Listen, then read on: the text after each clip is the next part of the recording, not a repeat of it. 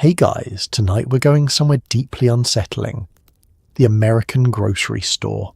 Not the bright, cheerful buy one get one aisle you know today, but the one from the 1970s, fluorescent lit, aggressively optimistic, and quietly, systematically, putting things in your food that had absolutely no business being anywhere near your food. So before you get too comfortable, take a quick second to like the video and subscribe, but only if you actually enjoy what I do here. And a huge, genuine thank you to the viewer who suggested this topic. You know who you are, and honestly, I've been low-key suspicious of processed cheese ever since. Your ideas are what keep this channel going, and I mean that.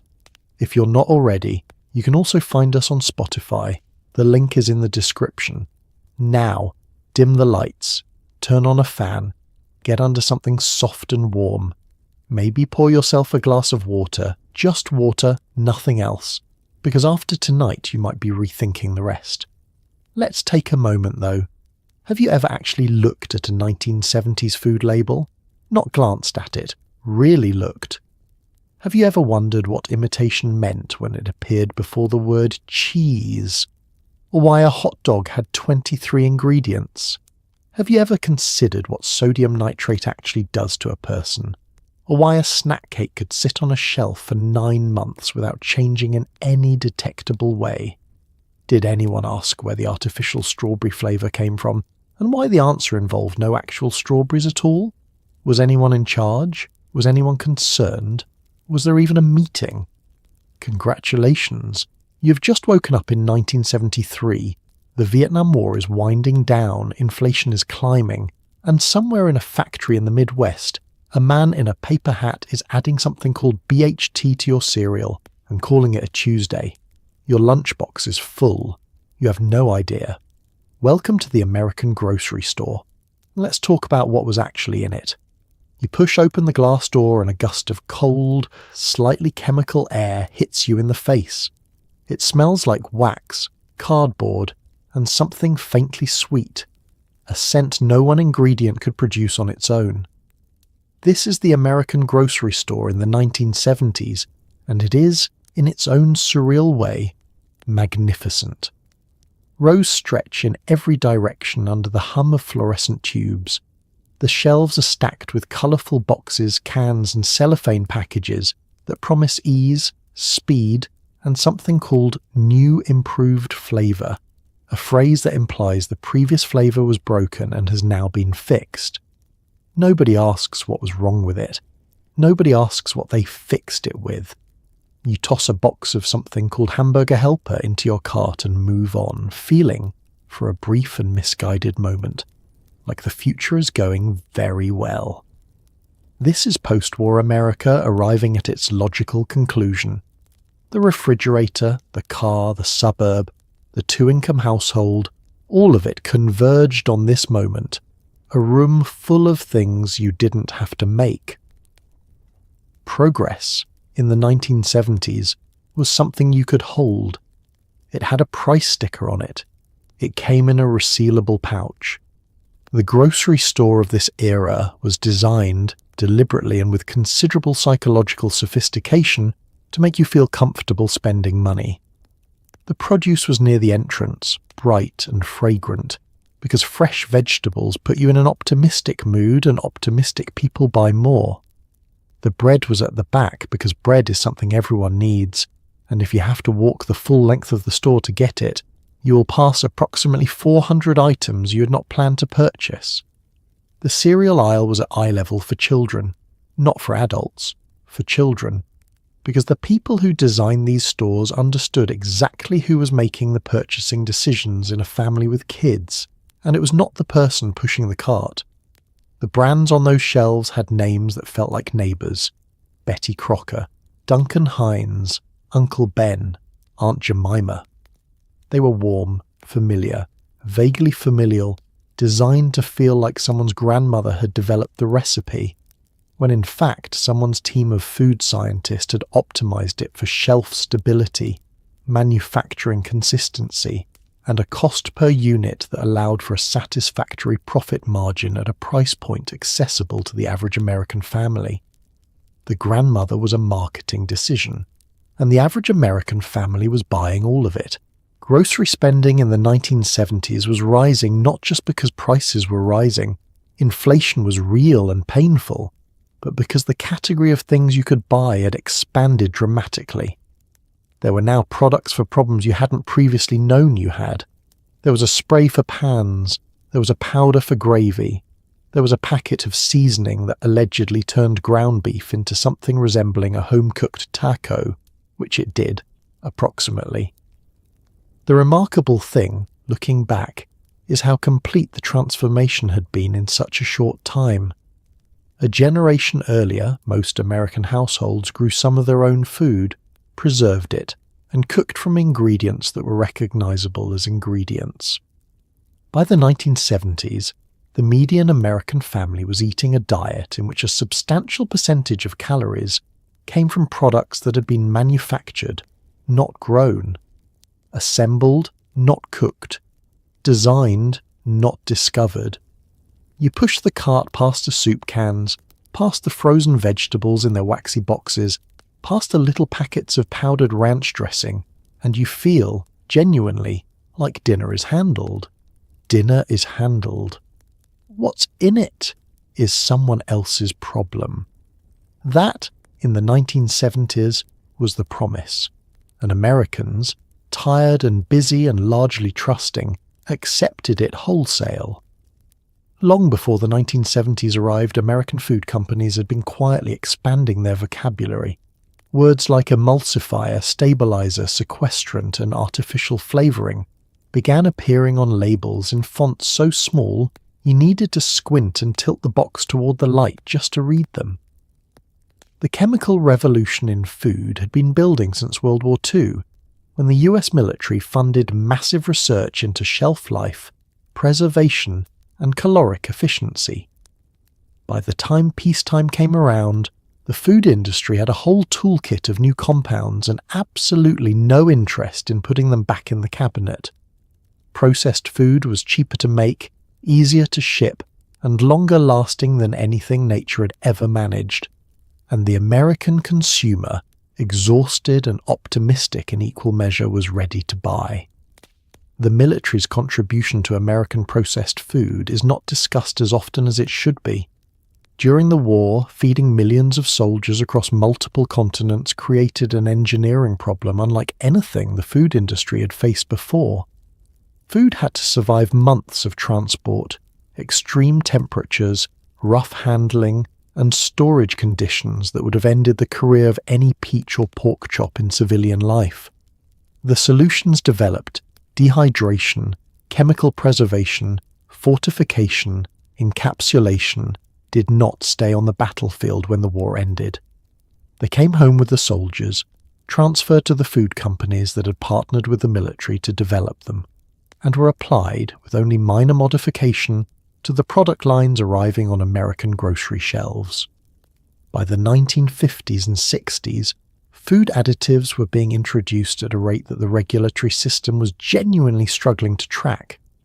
The Food, Drug and Cosmetic Act of 1938 had established the FDA's authority over food safety, but the Delaney Clause in the Food Additives Amendment of 1958, which required manufacturers to prove new additives were safe before use, still had enormous gaps. Substances already in use when the amendment passed were largely grandfathered in. The GRAS list, which we'll return to, became a way of formalizing this grandfather status for hundreds of compounds. What this meant, practically, was that by the time you were shopping in a 1970s grocery store, you were eating the results of roughly 3 decades of relatively unregulated chemical experimentation on the American food supply. Not malicious experimentation. Most of the people involved genuinely believed they were making food safer, more affordable, and more convenient. But experimentation nonetheless, with the American consumer as essentially the long-term test subject. The additives multiplied. By the mid-70s, the FDA's list of approved food additives contained well over 3,000 substances. 3,000. Some were benign and had been used for centuries: vinegar, salt, citric acid. Others were synthetic compounds that had existed for fewer decades than the people eating them. The interactions between these compounds, what happened when you combined additive 47 with additive 212 in the digestive system of a child who ate this combination every day for 20 years, were largely unstudied. The studies that would have answered these questions had not been done, because no one had required them, and because doing them would have been expensive, time-consuming, and potentially bad for business. You ate the food. The food was cheap. It tasted fine. Nothing happened immediately, and that, for a very long time, was considered sufficient evidence of safety. There is a reason the words artificial flavour appear on so many 1970 packages, but explain absolutely nothing. The FDA, to its credit, did require food companies to disclose that artificial flavours were present. What they did not require was any further detail, so artificial strawberry flavour could mean one compound, or it could mean a cocktail of several dozen, synthesised from petroleum derivatives, coal tar, or a creative combination of chemicals that, individually, would make you put the box down immediately. The flavour scientists who developed these compounds were genuinely brilliant people doing genuinely strange work. They could make something taste like banana without a single banana ever entering the building. They could replicate the flavour of smoke without fire, of butter without dairy, of meat without an animal anywhere in the general vicinity. It was objectively impressive. It was also, nutritionally speaking, largely pointless. But it tasted familiar, and familiarity in the American food market was basically gold. The flavour industry operated, and still operates, with a secrecy that would feel appropriate for a defence contractor. The specific formulas used to create artificial flavours were, and remain, legally protected trade secrets. A company that had perfected the artificial taste of raspberry had no obligation to tell you how they achieved it, or what it was made from, or how many individual chemical compounds it contained. The label said artificial flavour. The label was technically accurate. The label told you almost nothing. What it might have told you if anyone had been required to explain it. Artificial flavours were typically synthesised in chemical plants, often derived from petrochemical feedstocks or from coal tar, the same dark, viscous byproduct of coal processing that had given chemists an extraordinary range of organic compounds to work with since the 19th century. This was not inherently dangerous. Many of these compounds, tested individually, were considered safe at the levels used. But the word strawberry conjures a field, a fruit, a summer. The reality was a laboratory in New Jersey and a molecular structure on a whiteboard. There was a parallel industry, equally secretive, in what was called nature-identical flavouring. Synthetic compounds chemically identical to those found in natural foods. These occupied a grey area. Were they natural? Were they artificial? The answer depended on how the question was asked and who was asking it. A manufacturer could, in some cases, call a compound natural flavour if it was derived from a plant or animal source, even if that source bore no relationship to the food being flavoured. Beaver anal glands, for example, produce a substance called castoreum that smells and tastes of vanilla. It was used in some vanilla-flavoured products for years, legitimately described as natural flavour. This information was available technically. It was not on the label. The deeper issue was what all of this meant for the relationship between American consumers and their own sense of taste. If artificial flavours perfectly replicated the experience of strawberry, what were you actually craving when you reached for a strawberry-flavoured product? The memory of a fruit, or the memory of the chemical that had been trained to represent it? By the 1970s, children were growing up with palates calibrated to artificial versions of foods. The actual fruit, by comparison, could seem somehow insufficient, less vivid, less sweet, less definitively itself. The imitation had in some cases colonized the original. You didn't notice. You just kept eating. The box said strawberry, and your brain said yes, and somewhere in New Jersey, a flavour chemist made a note and moved on to the next project. Let's talk about the hot dog. Not because you don't already know it's a processed product, you do, and you eat it anyway, and honestly, fair enough, but because the 1970s version was operating at a level of chemical ambition that deserves its own moment of quiet respect. The cured meat industry had relied on nitrates and nitrites since long before the 20th century, using them to prevent botulism, preserve colour, and keep the product looking alarmingly pink well past any reasonable date. What changed in the 1970s was the scale. By this point, sodium nitrate and sodium nitrite were in bacon, lunch meat, hot dogs, canned ham, smoked sausage, and approximately every processed meat product on the market. And then, in the mid-70s, some alarming research began to surface suggesting that nitrites, when cooked at high heat, could form compounds called nitrosamines, and that nitrosamines were carcinogenic in laboratory animals. The food industry responded with what you might charitably call measured urgency. The chemistry involved was not simple, and the food industry's defense was not entirely without merit. Nitrite, it was correctly pointed out, occurs naturally in vegetables, celery, spinach, and beets contain meaningful quantities. The human body produces nitrite endogenously. The compound was not an alien intrusion into the food supply. It was a concentrated application of something nature also uses. The question was whether that concentration, applied to bacon fat and cooked at high temperature over an open flame, created a meaningful cancer risk. This was a question that turned out to be difficult to answer cleanly, because human beings eat many things over many years, and isolating the contribution of any single compound to cancer risk requires studies of enormous complexity and duration. What the FDA did, after considerable deliberation and industry negotiation, was reduce the permitted levels of nitrites in cured meats, not ban them, reduce them. The industry was also directed to add ascorbic acid, vitamin C, to cured meats, because ascorbic acid inhibits the formation of nitrosamines. This was a reasonable compromise, and it did reduce nitrosamine levels in processed meats. It did not eliminate them.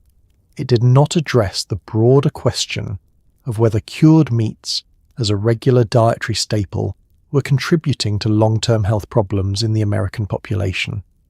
That question was set aside pending further research, where it would remain for years. Meanwhile, the hot dog endured. It endured because it was cheap.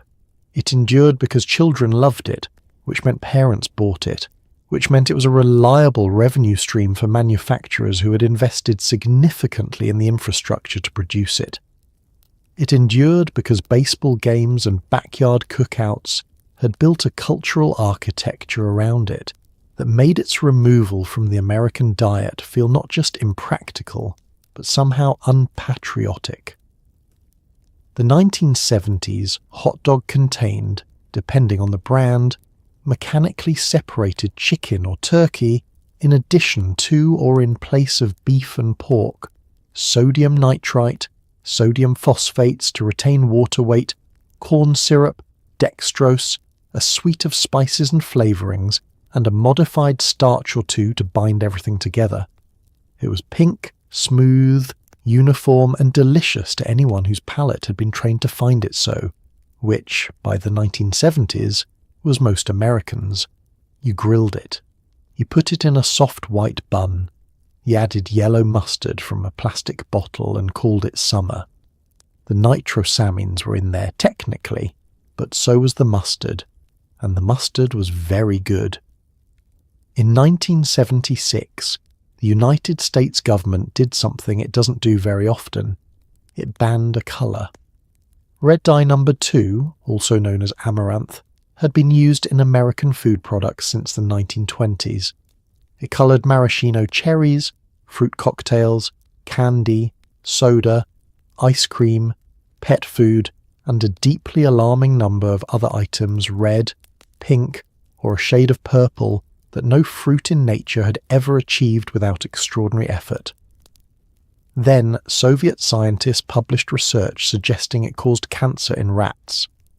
The FDA commissioned its own studies. The results were, to put it gently, not reassuring.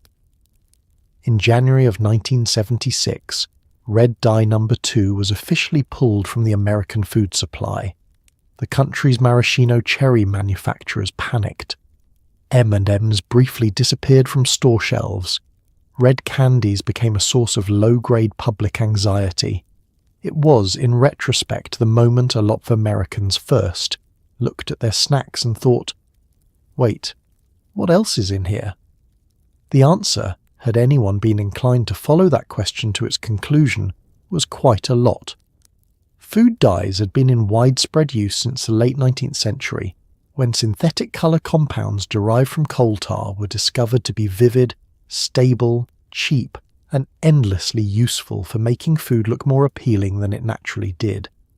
Early dyes were largely unregulated, and some were genuinely toxic. Compounds of lead, arsenic and mercury were used in candy colouring before anyone thought to object. By the 20th century, the FDA had established a certification process for food dyes, and the certified colours were generally considered safe. Red dye number 2 was one of them. It had been certified. It had been used for decades. It was in everything, and then it wasn't. The panic that followed the ban revealed something important about the psychology of the American food consumer. People had not known they were eating red dye number 2. They had been eating it for most of their lives without incident, largely unaware of its presence, and now they were being told it might cause cancer. The dye itself had been invisible, unremarkable, a background feature of the food they ate. Its removal made it suddenly, uncomfortably visible. The M&M situation deserves its own moment. Mars, the manufacturer, had been using red dye number 2 in its red candies. After the ban, rather than switch immediately to an approved alternative, Mars simply removed red M&Ms from the mix entirely, not because there was any evidence that the replacement dyes were harmful, but because they feared consumer confusion and distrust. Red M&Ms disappeared for a decade. When they returned in 1987, made with red dye number 40, a significant portion of the American public had developed a vague, irrational, and impossible to shake suspicion of red candy that persists in certain people to this day. The deeper lesson of red dye number 2 was institutional.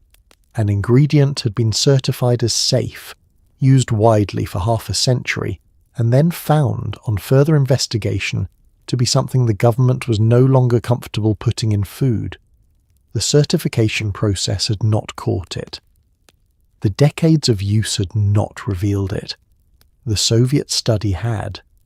This was not a reassuring chain of events for anyone paying attention. The food supply had been wrong before. It could be wrong again. What else exactly was in that maraschino cherry?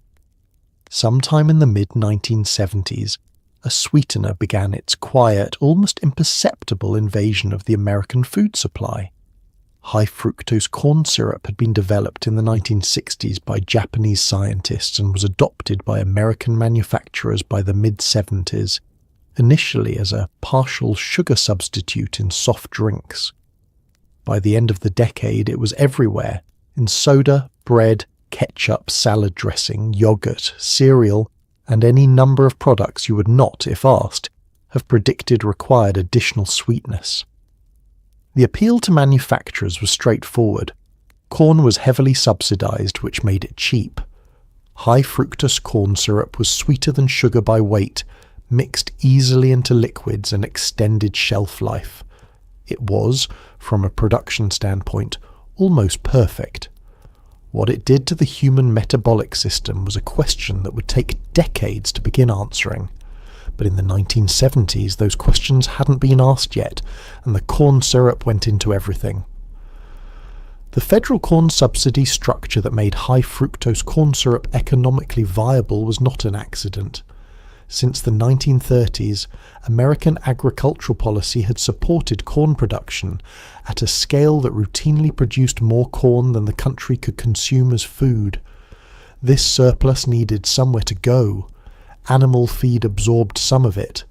Ethanol production absorbed more, and the food processing industry, ever resourceful, developed an expanding list of applications: cornstarch, corn oil, corn syrup, and eventually the enzymatically processed high fructose version that would come to define the sweetness profile of an entire generation of American food products. The switch was gradual enough that most people didn't notice it happening. Coca-Cola moved from cane sugar to a blend of sugar and high fructose corn syrup in the early 1980s, then to corn syrup entirely by the mid-80s, a change that, according to some, devoted consumers, altered the flavour in ways that were subtle but real. Whether this perception was chemical reality or nostalgia is a question that has inspired more passion than is probably warranted for a carbonated beverage. The point is that the switch happened without announcement. The label said high fructose corn syrup. Most people read the ingredient list about as carefully as they read software terms of service. The metabolic concerns would surface later, and loudly. Researchers would eventually propose that fructose is metabolized differently than glucose, processed primarily in the liver rather than throughout the body, and that very high fructose consumption might contribute to insulin resistance, fatty liver disease, and the broader metabolic disruption associated with obesity. These findings would be debated extensively, and the debate is not fully resolved even now. Some researchers argued that sugar is sugar, and the form matters less than the quantity. Others argued the form matters considerably. What both sides agreed on was that Americans were consuming more sweetener than was good for them, and that a significant portion of that sweetener was now coming from corn. None of this was visible in the 1970s. What was visible was that your ketchup was a little sweeter than you remembered, your bread was a little sweeter, your granola bar was unexpectedly sweet for something calling itself health food. Something had shifted in the baseline sweetness of the American diet, incrementally, imperceptibly, product by product. You adjusted, you always do, your palate recalibrated, and the corn syrup settled in, comfortable and permanent, and waited for someone to look closely at what it was doing there. Morning in the 1970s begins with a bowl of something that, according to the box, is a complete breakfast, provided you also have orange juice, milk, toast, and fruit alongside it. Which is to say, the cereal itself is doing very little nutritional work. By the early 70s, the major cereal manufacturers had spent 2 decades locked in an increasingly frantic competition for the attention of American children. The result was a generation of cereals that were, in terms of sugar content, more closely related to candy than grain. Some products were more than 50% sugar by weight. They came in colours no wheat had ever been. They contained marshmallow pieces. They featured cartoon characters who existed solely to associate their product with fun, adventure, and a complete absence of vegetables. A Senate committee investigated the matter in 1970. The industry was asked to reformulate. Some adjustments were made, many were not. The Senate investigation in question was led by Senator George McGovern and produced a hearing that became something of a landmark in the history of American food politics. Robert Choate, a consumer advocate, testified before Congress using a simple and devastating methodology. He ranked the most heavily advertised children's cereals by nutritional value and found that the ones children saw most often on television were, in a significant number of cases, the ones with the least to recommend them nutritionally. He demonstrated this with a chart. The chart was not flattering to the cereal industry. The cereal industry disputed the methodology, questioned the analysis, and pointed out that milk was nutritious, which is true, but not really the point. The television advertising machine that had been built around children's cereal by the 1970s was extraordinary in its sophistication and its ambition. Saturday morning cartoons had become, in effect, a delivery mechanism for cereal advertising. Programs existed partly to aggregate the attention of the specific demographic the cereal companies wanted to reach. Tony the Tiger had been selling Frosted Flakes since 1952. Captain Crunch arrived in 1963. Count Chocula in 1971. Frankenberry, also 1971, which had the distinction of producing in some children who ate large quantities of it stools of a vivid red-pink colour that sent parents to paediatricians across the country in a brief but memorable episode that the manufacturer never fully addressed. The colour came from red dye number 3. It was not dangerous, it was merely alarming. What the cereals delivered, nutritionally, was a combination of refined carbohydrates, sugar, artificial colour, artificial flavour, BHA or BHT preservatives, and a suite of synthetic vitamins added back in after processing. The vitamins were real. The box was not lying when it said each serving contained a meaningful percentage of daily recommended niacin. The niacin had been put there by a machine after the grain had been stripped of most of its natural nutrients and puffed, extruded or flaked into a shape that a marketing team had decided looked appealing. The child eating this in front of Saturday morning cartoons was not thinking about niacin. The child was thinking about the toy inside the box. There was almost always a toy inside the box, or a proof of purchase offer for a toy, or a game printed on the back panel, or a code for a secret club. The cereal was the vehicle. The experience was what was being sold, and the experience, it must be said, was delightful. The milk turned colours, the marshmallows floated. The cereal was, in the language of its own advertising, magically delicious. It was also mostly sugar. Both things were true, and only one of them was on the front of the box. The 1970s was the decade that America was told, with great confidence, to stop eating butter. Saturated fat, according to the dietary science of the moment, was the enemy. Heart disease was rising, and butter, that ancient, uncomplicated product made from cream, was fingered as a primary villain.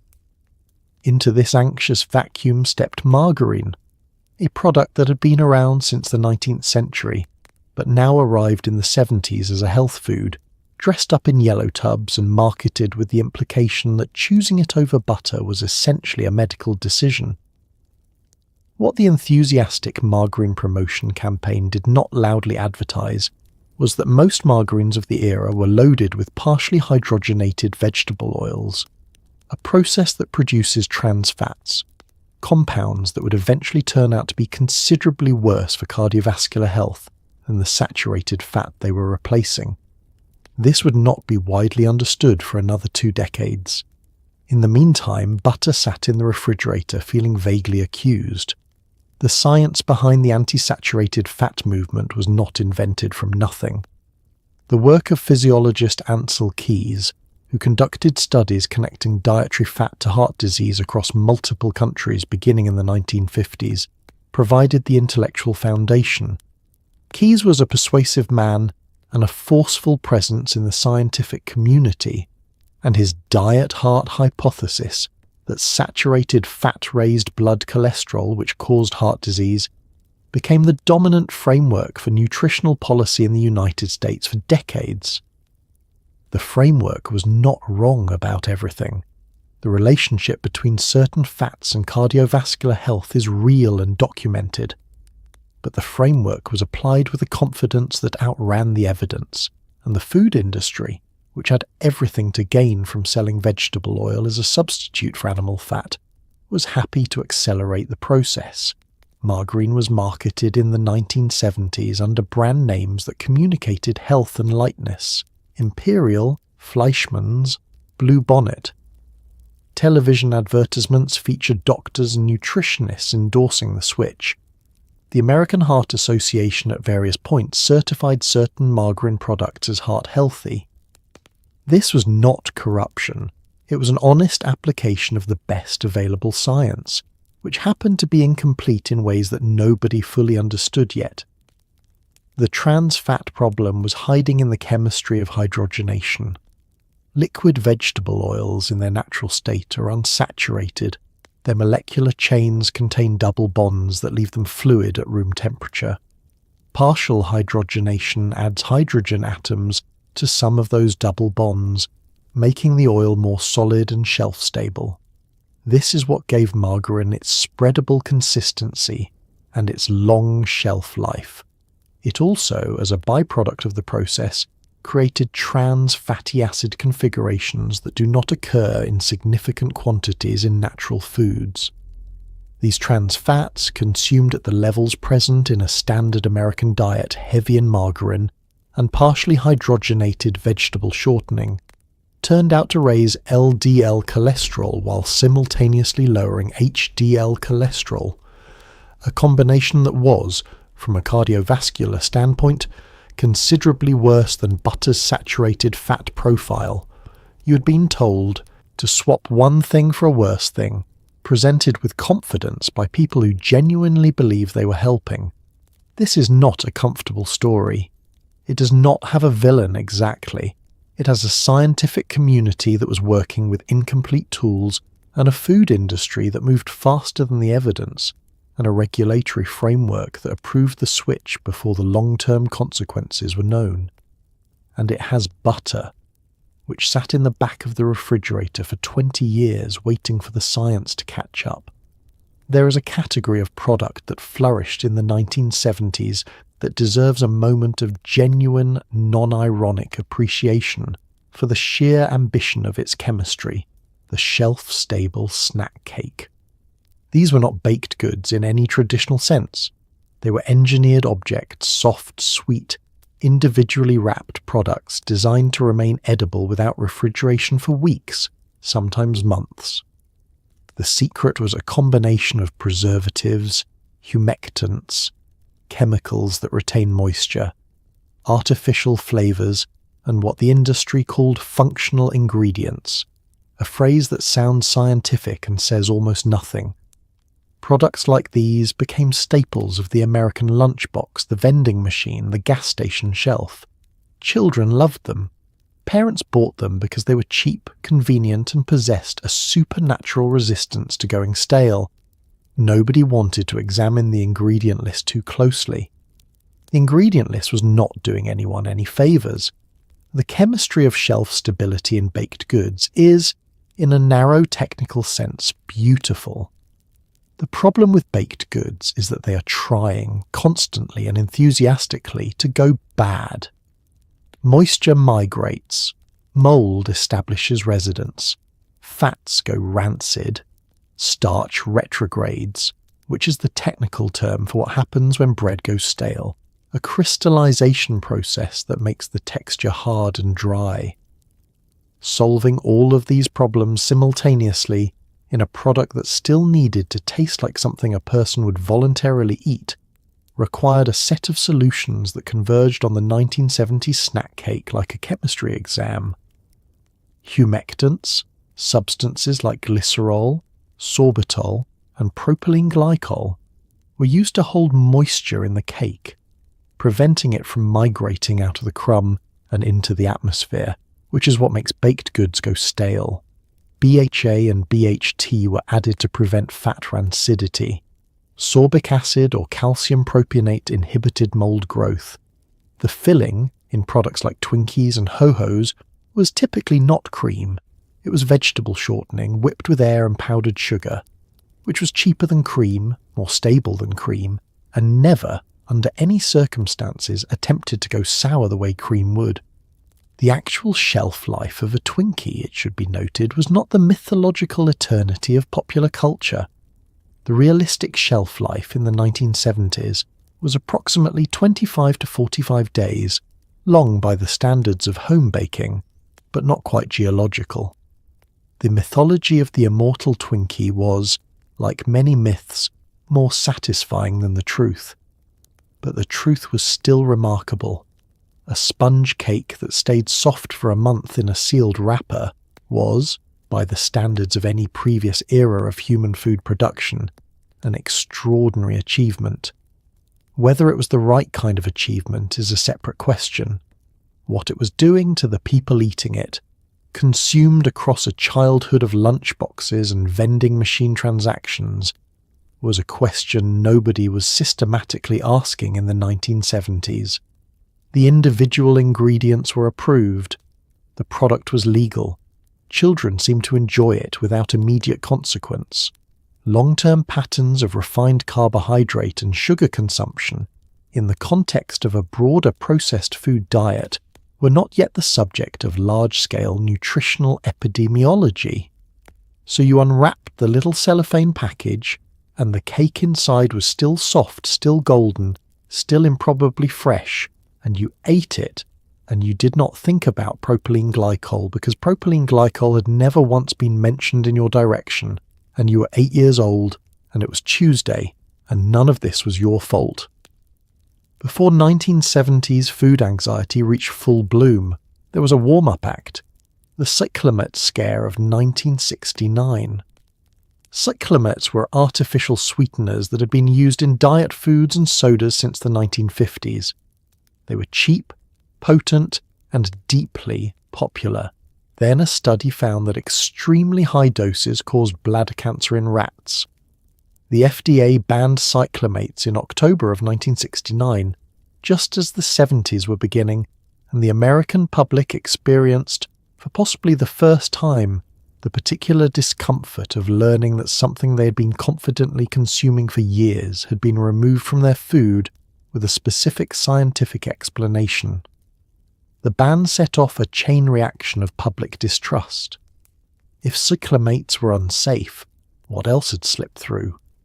The answer, as the decade wore on, would turn out to be quite a lot.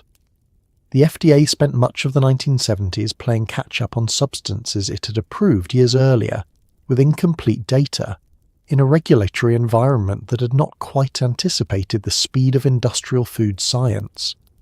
The cyclamate ban had practical consequences that went beyond the ingredient itself. Diet Right Cola and Tab, and the various diet food products that had relied on cyclamates, had to be reformulated or pulled from shelves. The reformulations leaned heavily on saccharin, the only other approved artificial sweetener available, which would, within a decade, generate its own cancer scare and its own fraught regulatory battle.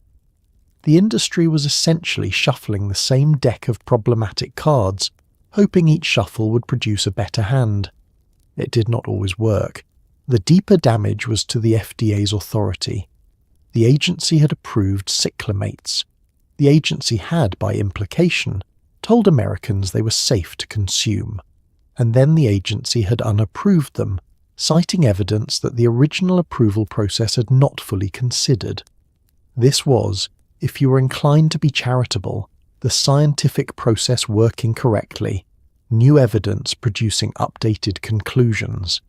If you were not inclined to be charitable, it was the regulator admitting it had made a mistake affecting the diets of millions of people for over a decade. Both interpretations were available. The second one was louder. Consumer advocacy groups that had been arguing for more rigorous pre-approval testing used cyclamates as evidence that the existing framework was inadequate. The food industry argued that the cyclamate study was methodologically flawed. The doses fed to the rats were equivalent to a human drinking hundreds of cans of diet soda per day, a scenario no actual human had attempted. This point was technically valid. A substance that causes cancer when consumed at several hundred times normal dietary levels is not necessarily dangerous at normal dietary levels. The extrapolation from rat study to human risk involved assumptions that reasonable scientists disputed, but the public was not following the methodological debate. The public had heard causes cancer in rats and applied a simpler logic. They had been eating this. They were told it was safe. They were now being told it wasn't. and they had no particular reason to believe the next thing they were told was safe wouldn't follow the same path. This was not irrational. It was, given the available evidence, a fairly sensible updating of expectations. The 1970s food consumer was becoming, slowly and reluctantly, a skeptic. Not a scientist, not an activist, just someone who had started to wonder, while reading a label in a grocery store aisle, whether the thing they were holding was quite what it appeared to be. That was the cyclamet's real legacy. Not the ban itself, but the habit of wondering. Once that habit starts, it is very difficult to stop. If you ate cereal, crackers, chips, or almost any packaged grain product in the 1970s, you have consumed BHA and BHT. These are butylated hydroxyanisole and butylated hydroxytoluene, respectively, antioxidant preservatives that prevent fats and oils from going rancid on the shelf. They were developed in the 1940s and approved for widespread use by the 50s, and by the 70s they were in so many products that avoiding them would have required growing your own grain and milling your own flour, which is a level of commitment most American households were not prepared to sustain. The good news was that BHA and BHT were genuinely effective at what they did.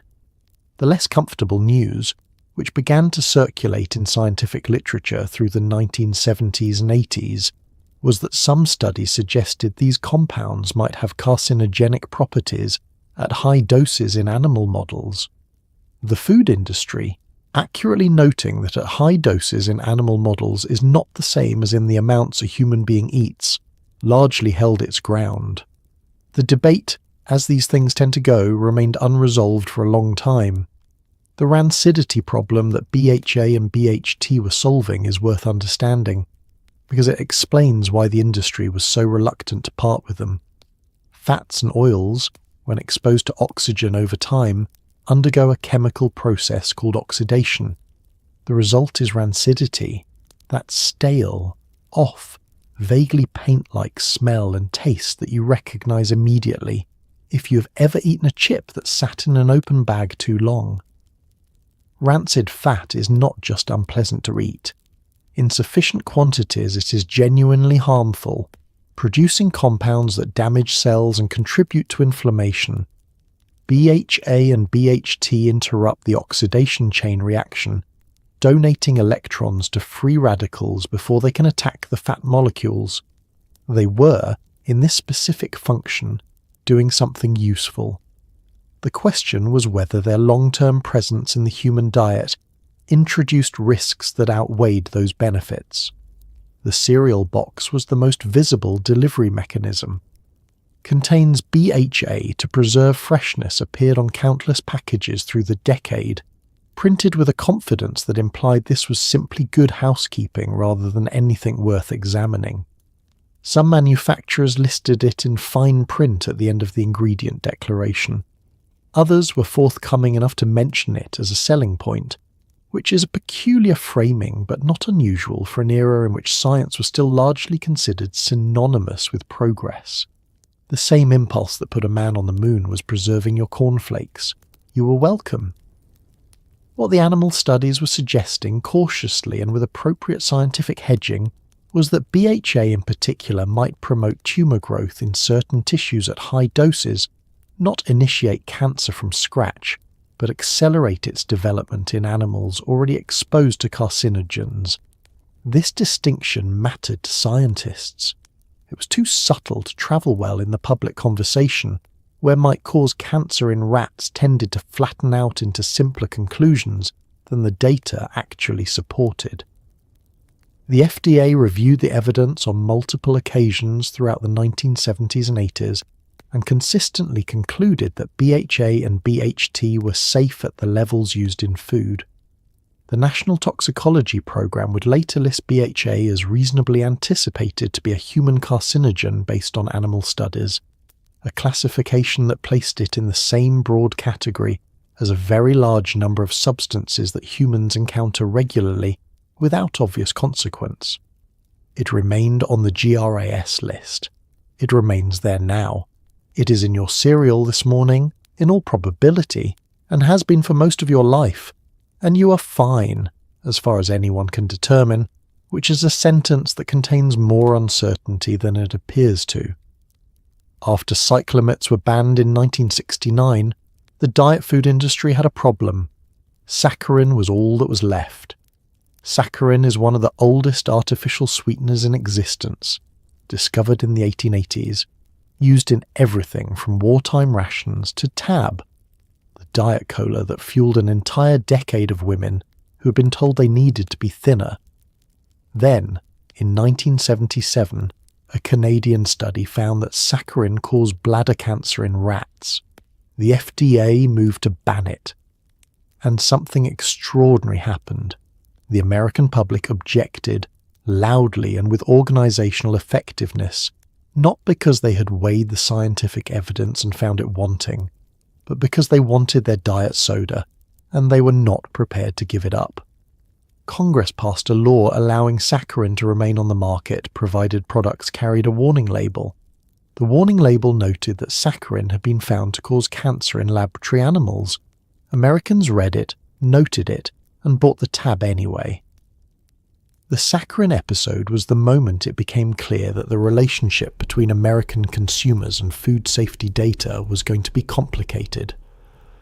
The Canadian study that triggered the crisis fed rats saccharin at doses equivalent, scaled to body weight, to a human drinking somewhere between 800 and several hundred cans of diet soda every single day.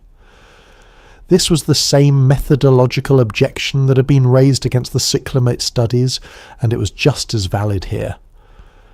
Toxicology operates on the principle that the dose makes the poison. The question is never simply whether a substance can cause harm, but whether it causes harm at the levels to which people are actually exposed.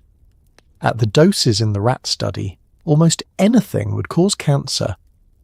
Table salt administered at comparable scale doses is lethal. The study told you something about saccharin's behavior in rat bladders under extreme conditions. What it told you about a person drinking one diet soda with lunch was considerably less clear.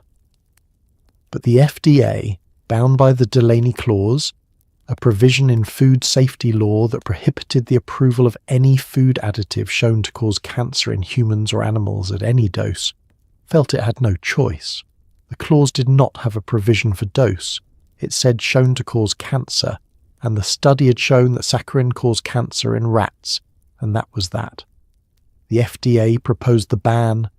Congress, flooded with letters from constituents who were, apparently, deeply attached to their low-calorie beverages, passed the Saccharin Study and Labelling Act of 1977, which imposed an 18-month moratorium on the ban and required warning labels instead. The moratorium was extended repeatedly until saccharin was eventually fully delisted as a potential carcinogen in 2000. It had spent 23 years carrying a cancer warning it probably didn't deserve. The warning label that appeared on Tab and other saccharin-containing products through the late 70s and beyond read, "Use of this product may be hazardous to your health. This product contains saccharin which has been determined to cause cancer in laboratory animals." It was printed in the required size on the required location on every can. It was read by virtually no one with any lasting effect on their purchasing behaviour. People who drank Tab before the warning continued drinking Tab after it.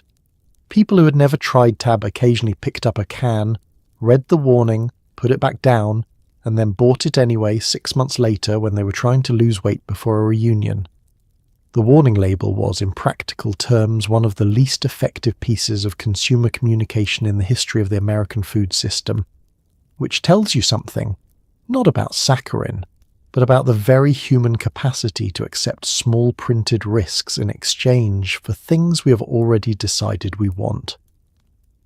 In the 1970s, the American meat supply was doing something that required a slightly creative definition of the word meat. Rising beef prices throughout the decade put pressure on manufacturers to find ways to stretch their products, and the food industry responded with a category of ingredient called meat extenders, substances added to ground beef, processed meats, and school cafeteria food that increased volume without increasing cost. Textured vegetable protein, made from defatted soy flour, was the most common. It was spun and flavoured to resemble ground meat, and could be mixed into beef at ratios that allowed a smaller amount of actual animal product to go considerably further. This was not necessarily unsafe.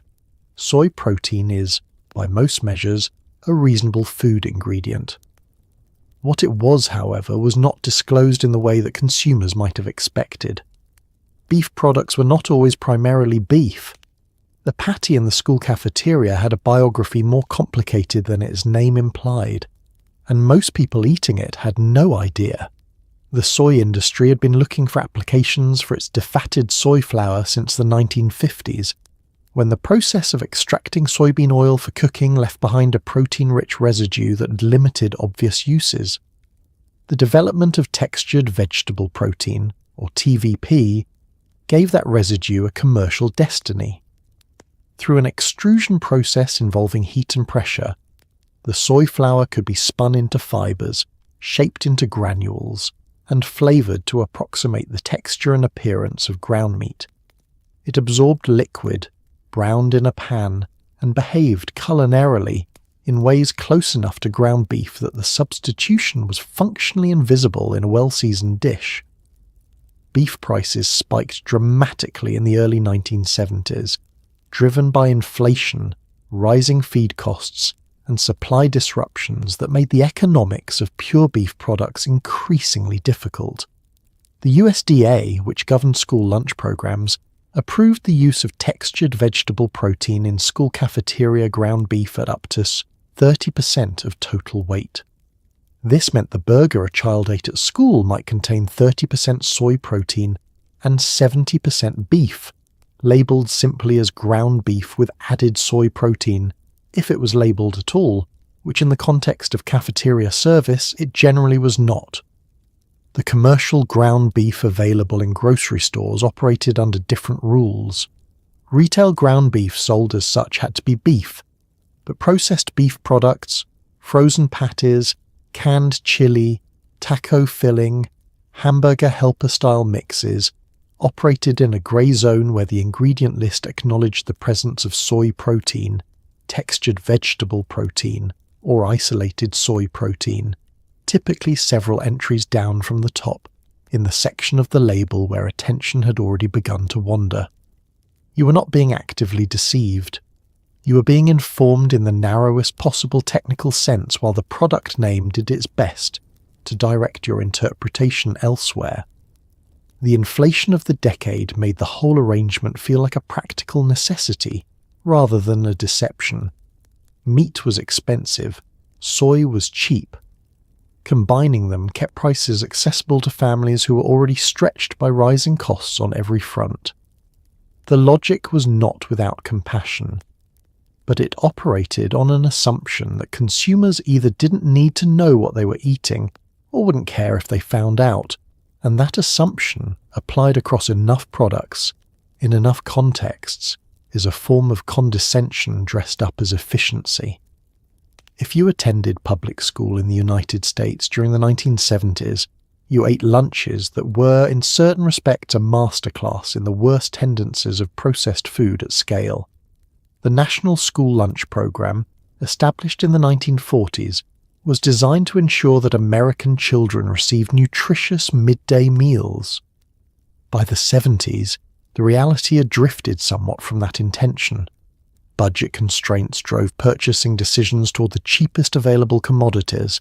This meant ground beef of highly variable composition, processed cheese product that came in institutional blocks and melted with suspicious ease, canned vegetables that had been cooked to a state of near-total structural collapse, and white bread of a softness and uniformity that suggested it had never encountered a grain of wheat in challenging circumstances. The chocolate milk contained corn syrup. The fruit cup was in heavy syrup. The pizza, introduced to school cafeterias in this era as a triumph of culinary diversity, was considered, by federal guidelines, to qualify as a bread serving and a protein serving simultaneously. It was not a great decade for the nation's children, nutritionally speaking. The USDA administered the school lunch program and set the nutritional standards that meals were required to meet. Those standards, on paper, specified minimum requirements for protein, calories, and certain vitamins and minerals. In practice, meeting those minimums while staying within the per-meal budget that most school districts could actually afford produced meals that technically cleared the nutritional bar while failing, in almost every other respect, to resemble food that a person with options would have chosen to eat. The standards measured nutrients, not quality. They counted the protein in textured soy, the calories in corn syrup, the vitamin C added back to canned peaches after processing had destroyed the original. The numbers added up. The meals were, nutritionally speaking, compliant. They were also, gastronomically speaking, frequently terrible. The processed cheese product deserves particular attention. It was not cheese in the traditional sense, not a product made by culturing milk and aging it until flavour developed. It was a blend of natural cheeses, emulsifying salts, additional milk solids, and stabilizers, processed into a smooth, uniform product that melted evenly, resisted separation, and had a shelf life measured in months rather than days. It was cheaper than real cheese. It was more consistent than real cheese. It was also a different food from real cheese, less nutritionally dense, higher in sodium, and possessed of a flavour that described cheese approximately the way a photograph describes a person. It was served on everything: nachos, pizza, grilled cheese sandwiches, cheeseburgers. Children who grew up eating it developed a taste for its specific synthetic consistency. Some of them still prefer it to the real thing, which is either a tribute to its engineering or an indictment of the decade, depending on how you look at it. The canned green beans had been cooked twice, once at the cannery and once in the school kitchen, and arrived at the lunch tray in a state of mineral softness that technically represented the presence of a vegetable without offering much of the experience of eating one. They were the colour of old money. They tasted of tin and resignation. Children avoided them with a unanimity that suggested a coordinated campaign, except that no coordination was necessary because the response was simply instinctive. You looked at the green beans, you looked at the corn, you ate the corn, you left the green beans. Every child in America made this calculation independently and arrived at the same answer. The green beans went into the trash. The nutritional accounting said they had been served. Here is something the 1970s food industry was doing that almost nobody at the time was paying sufficient attention to, putting enormous quantities of sodium into everything. Canned soups, processed meats, canned vegetables, frozen dinners, condiments, crackers, snack foods, all of them were salted at levels that would, by modern standards, cause a nutritionist to sit down quietly and take a few deep breaths. Salt did several things that manufacturers found useful. It preserved food, it enhanced flavour, it masked the off notes that sometimes appeared in heavily processed ingredients, and it encouraged thirst, which was relevant for companies also selling beverages. The American Heart Association had been warning about sodium and blood pressure for years. The food industry, citing consumer preference and the logistical challenges of reformulation, moved with something less than urgency.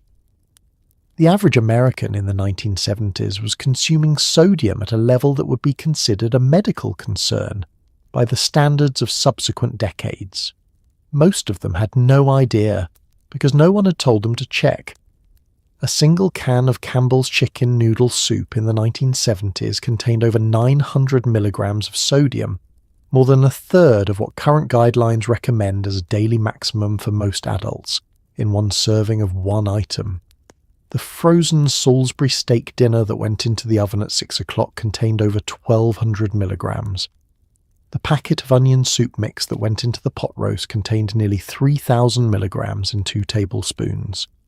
A day of eating normally from the 1970s grocery store, breakfast cereal, Canned soup for lunch, a frozen dinner, some crackers as a snack could easily deliver 5,000 milligrams of sodium without anything that felt, subjectively, particularly salty. Because the palate adapts. When everything is salted heavily, the saltiness stops tasting like saltiness and starts tasting like normal. The connection between sodium and hypertension, high blood pressure, had been established in research since the 1940s and 50s. The INTERSALT study and other large epidemiological investigations would make the connection clearer still in subsequent decades. By the 1970s, there was sufficient evidence in the scientific literature that the American Heart Association and some physicians were recommending sodium reduction for patients with cardiovascular risk. What there was not was a regulatory requirement for sodium labeling that would have allowed ordinary consumers to track their intake. Sodium content was not required on food labels. You ate the soup. You had no number. You had no baseline. You had no way of knowing that your lunch alone had accounted for a third of what your doctor might now tell you is the daily ceiling. The food industry's argument against sodium reduction was partly consumer preference and partly technical. Salt, they correctly noted, did not merely add flavour, it functioned as a preservative, a texture modifier, and a flavour enhancer that affected the way other flavour compounds were perceived. Reducing sodium in a processed food product was not simply a matter of adding less salt. It often required significant reformulation because the product that emerged from sodium reduction tasted flat, thin, or off in ways that drove consumers to competing products. Test kitchens learned this the hard way in the 80s and 90s when low-sodium versions of popular products were introduced to muted reception. People said they wanted less sodium. They bought the regular version. The market spoke with its usual bluntness, and the industry listened. What nobody paused to consider, in the meantime, was that a preference calibrated to a diet of heavily processed food is not the same as an innate human preference. The palate that found low-sodium soup flat was a palate that had been trained, over years of high-sodium consumption, to expect and require that level of salt to register flavour at all. The preference was manufactured, not discovered, and the food that maintained it was doing something to blood pressure across an entire population that would not be fully visible for years, quietly and efficiently, one can at a time. By the late 1970s, the United States had developed the technical capacity to preserve food using ionizing radiation, a process that kills bacteria, mold, and insects by exposing products to gamma rays, X-rays, or electron beams. The FDA approved irradiation for wheat and flour in 1963 and for potatoes in 1964. In the 70s, the Army and NASA were exploring its applications for military rations and space food. The technology worked. It was, by the available evidence, safe for consumption. The problem was the name. Irradiated food landed on the American ear in an era of nuclear anxiety.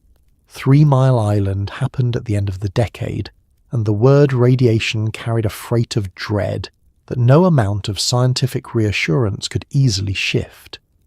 Food companies, reading the room, declined to market irradiation as a feature. The technology existed. The public was not informed it was being explored. The conversation that should have happened was quietly tabled, and stayed tabled for many years. The physics of food irradiation are worth understanding, because they explain why the scientific community has consistently supported the technology, while the public has consistently flinched from it. Ionizing radiation disrupts the DNA of microorganisms, bacteria, mold spores, insect eggs, at an energy level that kills or sterilizes them without raising the temperature of the food significantly. It is, in this sense, a cold pasteurization. The food itself does not become radioactive, any more than an X-ray makes your bones radioactive. The radiation passes through. It doesn't remain. The FDA, the World Health Organization, the American Medical Association, and a substantial catalogue of international food safety bodies have concluded, based on extensive research, that irradiated food is safe to eat. The context, though, was everything. The 1970s were a decade in which nuclear power went from symbol of progress to object of profound public suspicion. The partial meltdown at 3 Mile Island in 1979 was the climax of an anxiety that had been building for years, fed by the legacy of Hiroshima and Nagasaki, by Cold War nuclear tests, by the slow accumulation of research on radiation exposure and cancer. Into this atmosphere, "Your food has been treated with radiation" was a sentence with a very specific emotional register, regardless of the technical reality it described. The word radiation did not pass as benign electromagnetic energy at controlled doses. It passed as danger, contamination, and the particular terror of invisible harm. The military application only deepened the unease for some. When it emerged that the Army's food irradiation program had been partly funded and explored for battlefield ration preservation, the technology acquired a faint militaristic association that did nothing to improve its public image. Space food was slightly better. Apollo astronauts ate irradiated bacon squares, which was either reassuring or simply too strange to process. The average American shopper was not thinking about Apollo astronauts while picking up a bag of potatoes. Food companies, who are in the business of selling products and not in the business of public science education, made a rational decision. They would not voluntarily associate their products with a technology that a significant portion of their customer base found frightening, regardless of whether that fear was scientifically warranted. The irradiated flour went into bread that said nothing about irradiation on the label. The irradiated potatoes sat in bins, alongside untreated ones, indistinguishable. The technology was used quietly and legally, without disclosure. A more honest conversation with the American public about what food irradiation was and wasn't might have produced a different outcome over time. Nobody had that conversation. Instead, the technology was used in the shadows and remained there, generating precisely the kind of distrust that secrecy tends to produce when it eventually surfaces. In the 1970s, you could purchase something called imitation sour cream. You could also buy imitation ice cream, imitation cheese, imitation whipped topping, and imitation coffee creamer. The word imitation on a food label was per FDA regulations, mandatory whenever a product resembled a traditional food but was nutritionally inferior to it. In theory, this was useful consumer information. In practice, it appeared on so many products that it lost its power to alarm anyone. The imitation dairy category was driven primarily by cost. Vegetable oils, coconut, palm, partially hydrogenated soybean were cheaper than milk fat. The end products looked like their dairy counterparts, behaved similarly in coffee and on baked potatoes, and were sold at prices that made them attractive to cost-conscious shoppers. What they contained, ingredient by ingredient, was a chemistry lesson that most people were not equipped to take while standing in the dairy aisle on a Wednesday evening. The non-dairy creamer is perhaps the most instructive case study in the category. Coffee Mate, introduced by Carnation in 1961, had by the 1970s become a staple of the American kitchen and virtually every hotel breakfast table in the country. It dissolved in coffee without curdling. It did not require refrigeration. It came in a jar that sat on the counter and lasted for months. It was, from a convenience standpoint, extraordinary. What it was made of: corn syrup solids, partially hydrogenated vegetable oil, sodium caseinate, dipotassium phosphate, mono and diglycerides, sodium aluminosilicate, and artificial flavour. The sodium caseinate was derived from milk protein, which meant the product was, technically and ironically, not quite dairy-free despite being marketed as a non-dairy product. The dipotassium phosphate was an emulsifier that prevented the oil from separating in hot liquid. The sodium aluminosilicate was an anti-caking agent that kept the powder flowing freely. The artificial flavour was imitating cream. It was not cream.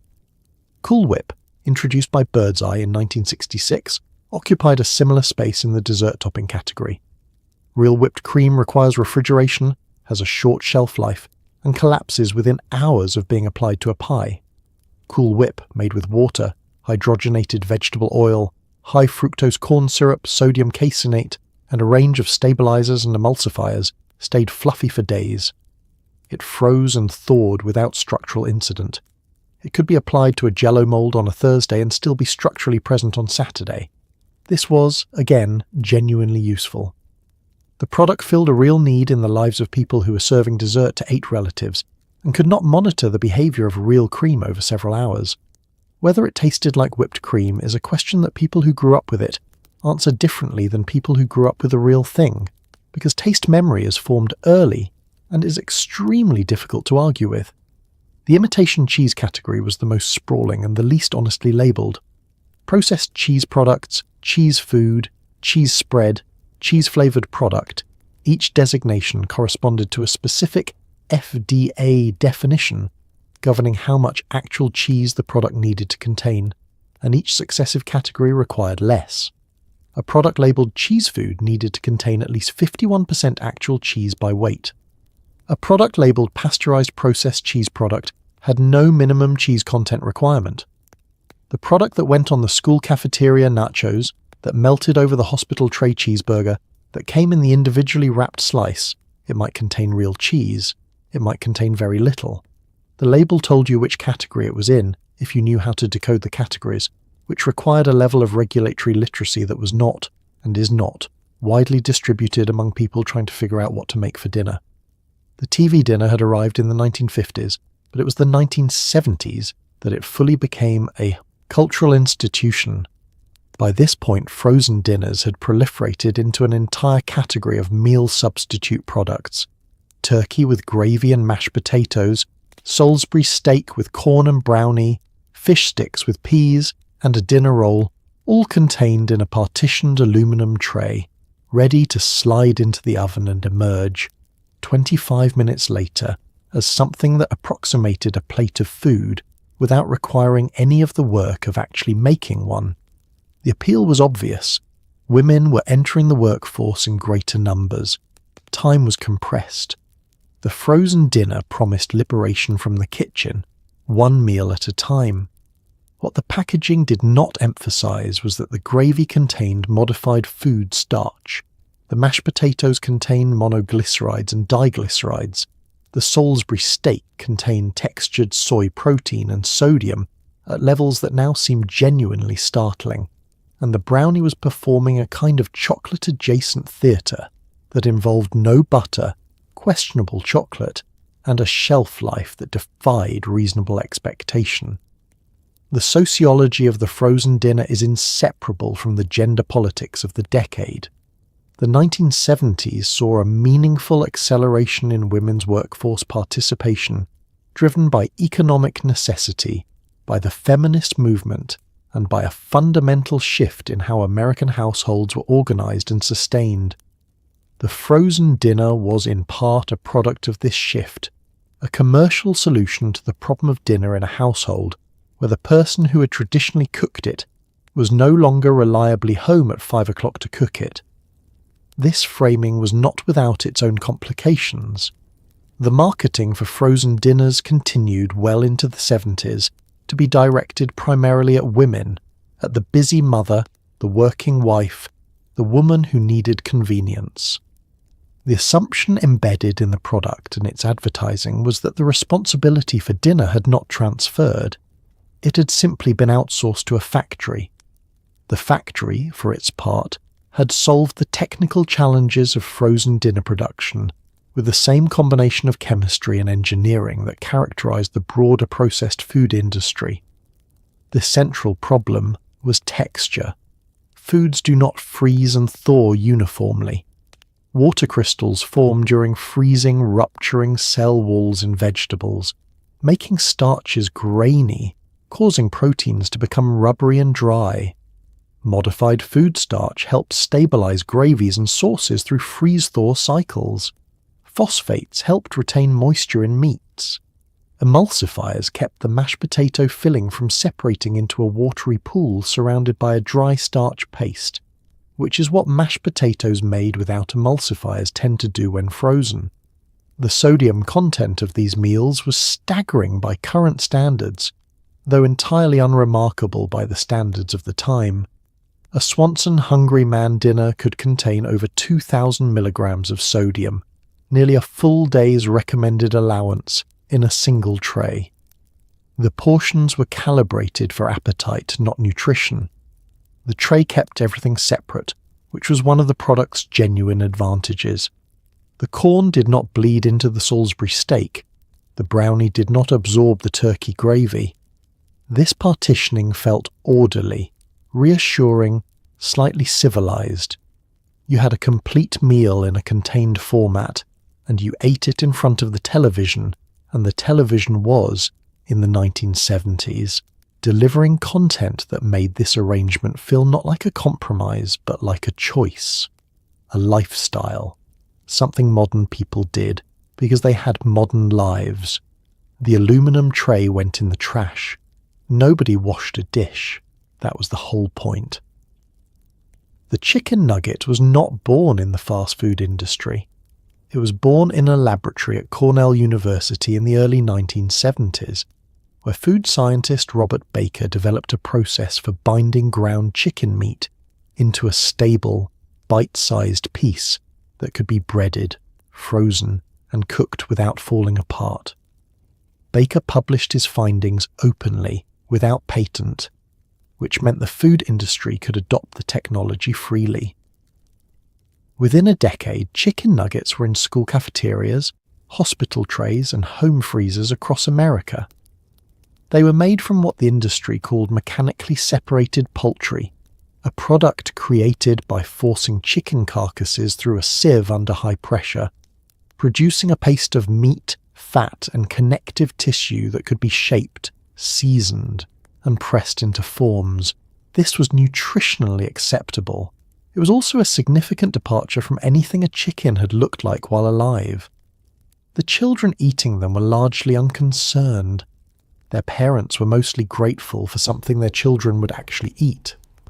Robert Baker was, by all accounts, a genuinely idealistic food scientist whose goal was to create affordable protein sources that could be produced efficiently and accepted enthusiastically by consumers who were finicky about texture and bone.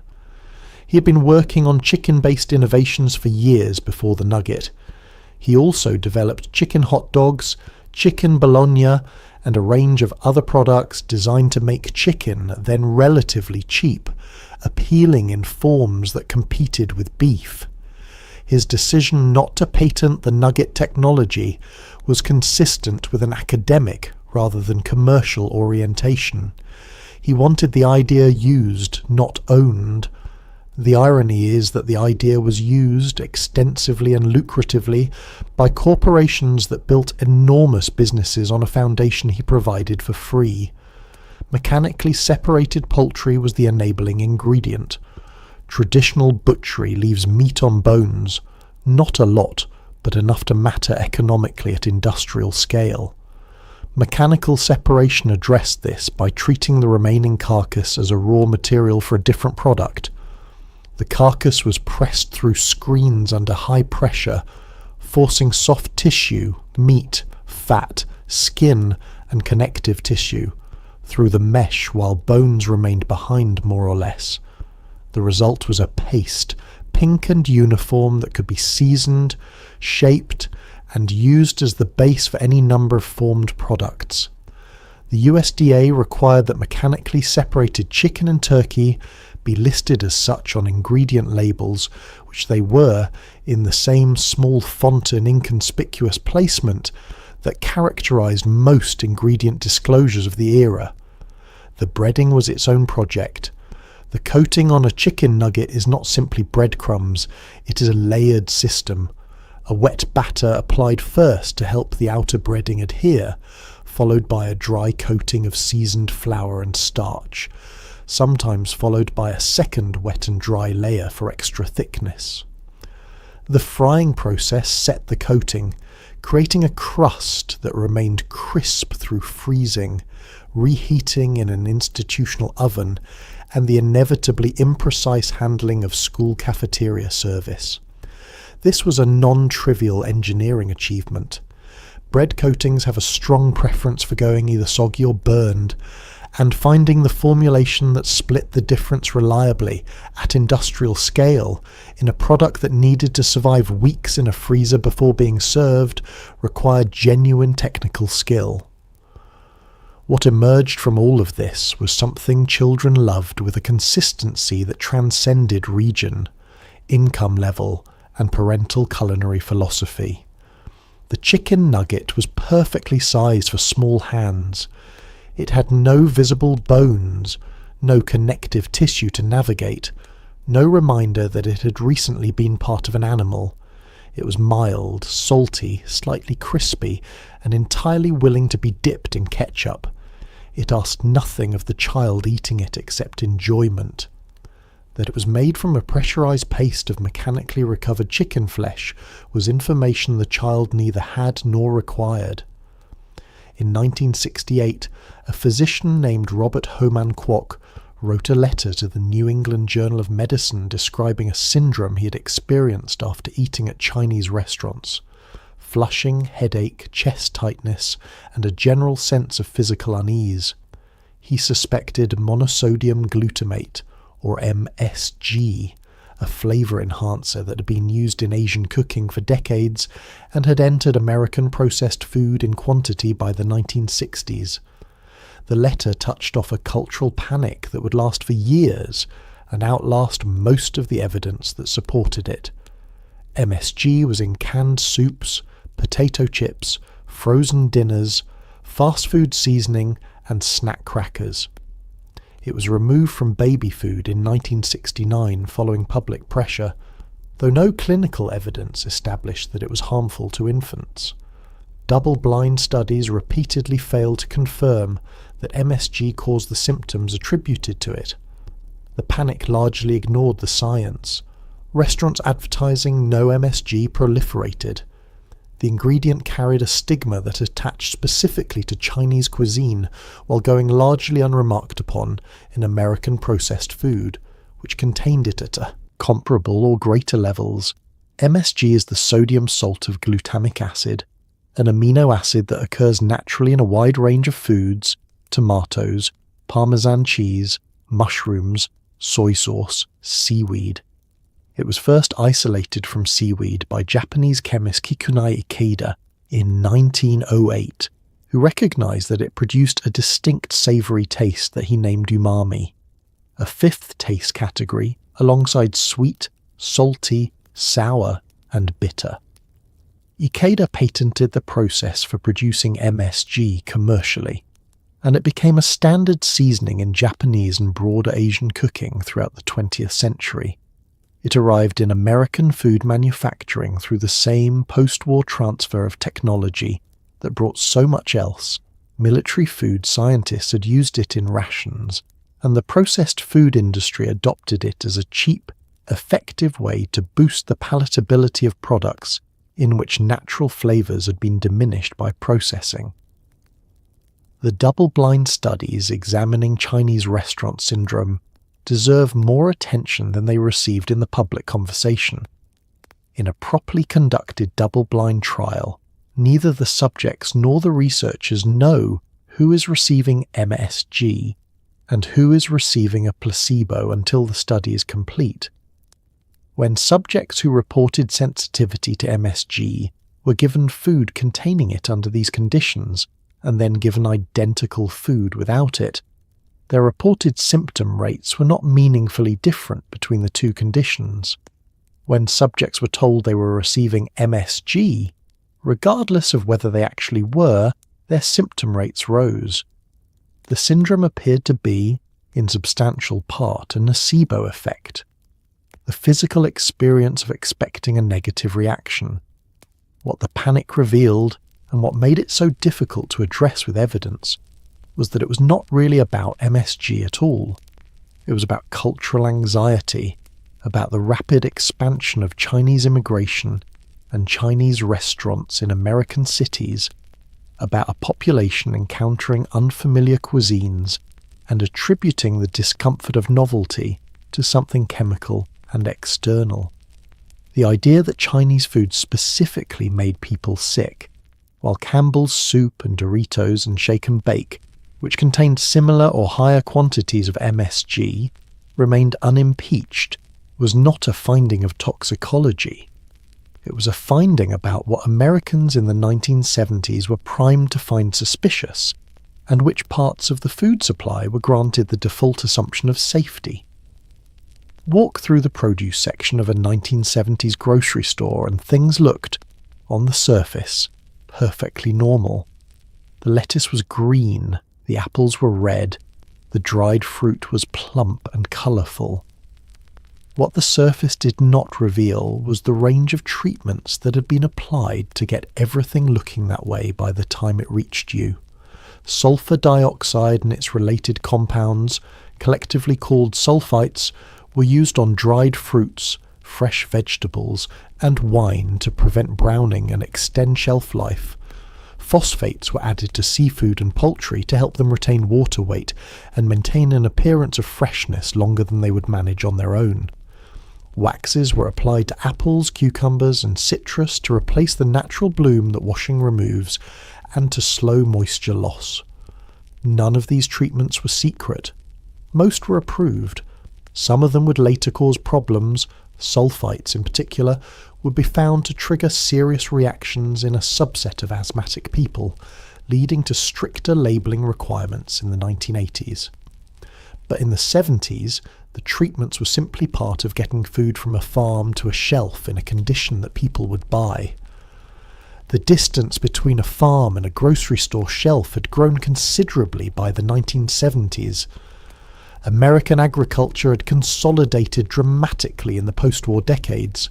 Small regional farms that had once supplied local markets were giving way to large-scale operations that grew for national distribution, which meant produce was travelling hundreds or thousands of miles and sitting in storage for days or weeks before reaching the consumer. Freshness, in this context, was not a natural condition. It was an engineered one, maintained through a combination of controlled atmosphere storage, refrigerated transport, and chemical treatments applied at various points along the supply chain.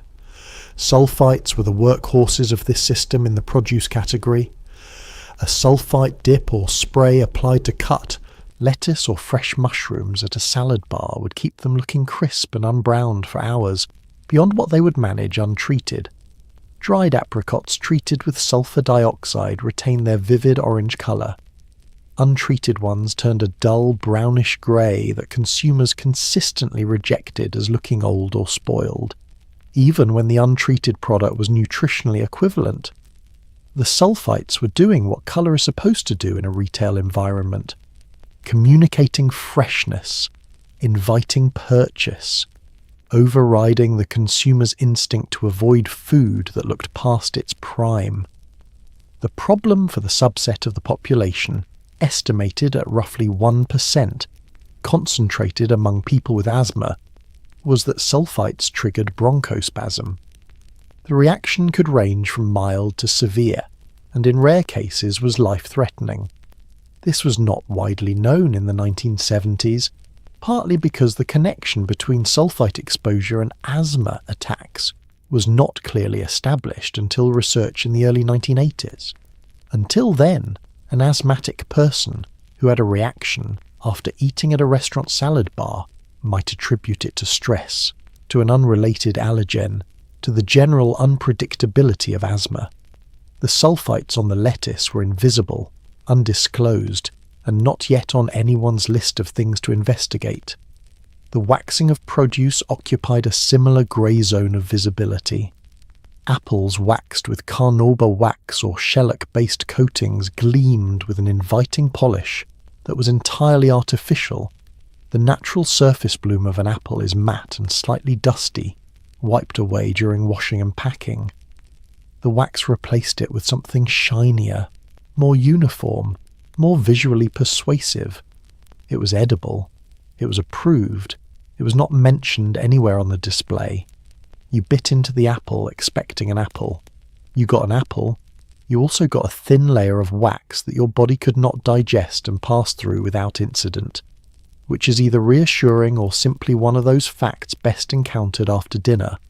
Microwave popcorn did not exist yet in the 1970s. That product would arrive in the early 80s, but the chemical that would eventually become its most notorious ingredient was already present in food manufacturing by the mid-70s: diacetyl. Diacetyl is a naturally occurring compound in butter, responsible in part for its flavour. In synthetic form, it was used to create artificial butter flavouring in margarine, popcorn oil, dairy-free spreads, and various baked goods throughout this era. It smelled exactly like butter. It tasted convincingly of butter. It was substantially cheaper than butter. What nobody had yet discovered, the discovery would come decades later in a popcorn factory in Missouri, was that inhaling large quantities of diacetyl vapor caused severe and irreversible lung disease. Workers manufacturing butter-flavored products were breathing it in all day. The consumers eating those products were not thought to be at meaningful risk. The workers, however, were not fine. Diacetyl's story is one of the cleaner illustrations of a recurring pattern in the history of food additives. The gap between what is known about a compound's effects in isolation and what is known about its effects in the specific conditions of its industrial application. The compound itself had been studied. Its flavour properties were well understood. Its behaviour at normal dietary exposure levels had been evaluated. What had not been systematically studied was what happened when workers spent 8 hours a day in an enclosed facility where diacetyl was heated, vaporized, and circulated through the air at concentrations many times higher than anything a consumer would encounter opening a bag of microwave popcorn. That question simply had not been asked, because the people asking questions about food safety were focused on the food, not on the people making it. The lung disease in question is bronchiolitis obliterans, a permanent progressive scarring of the small airways that is sometimes called, with unsparing descriptive accuracy, popcorn lung. It does not improve. It does not respond reliably to treatment.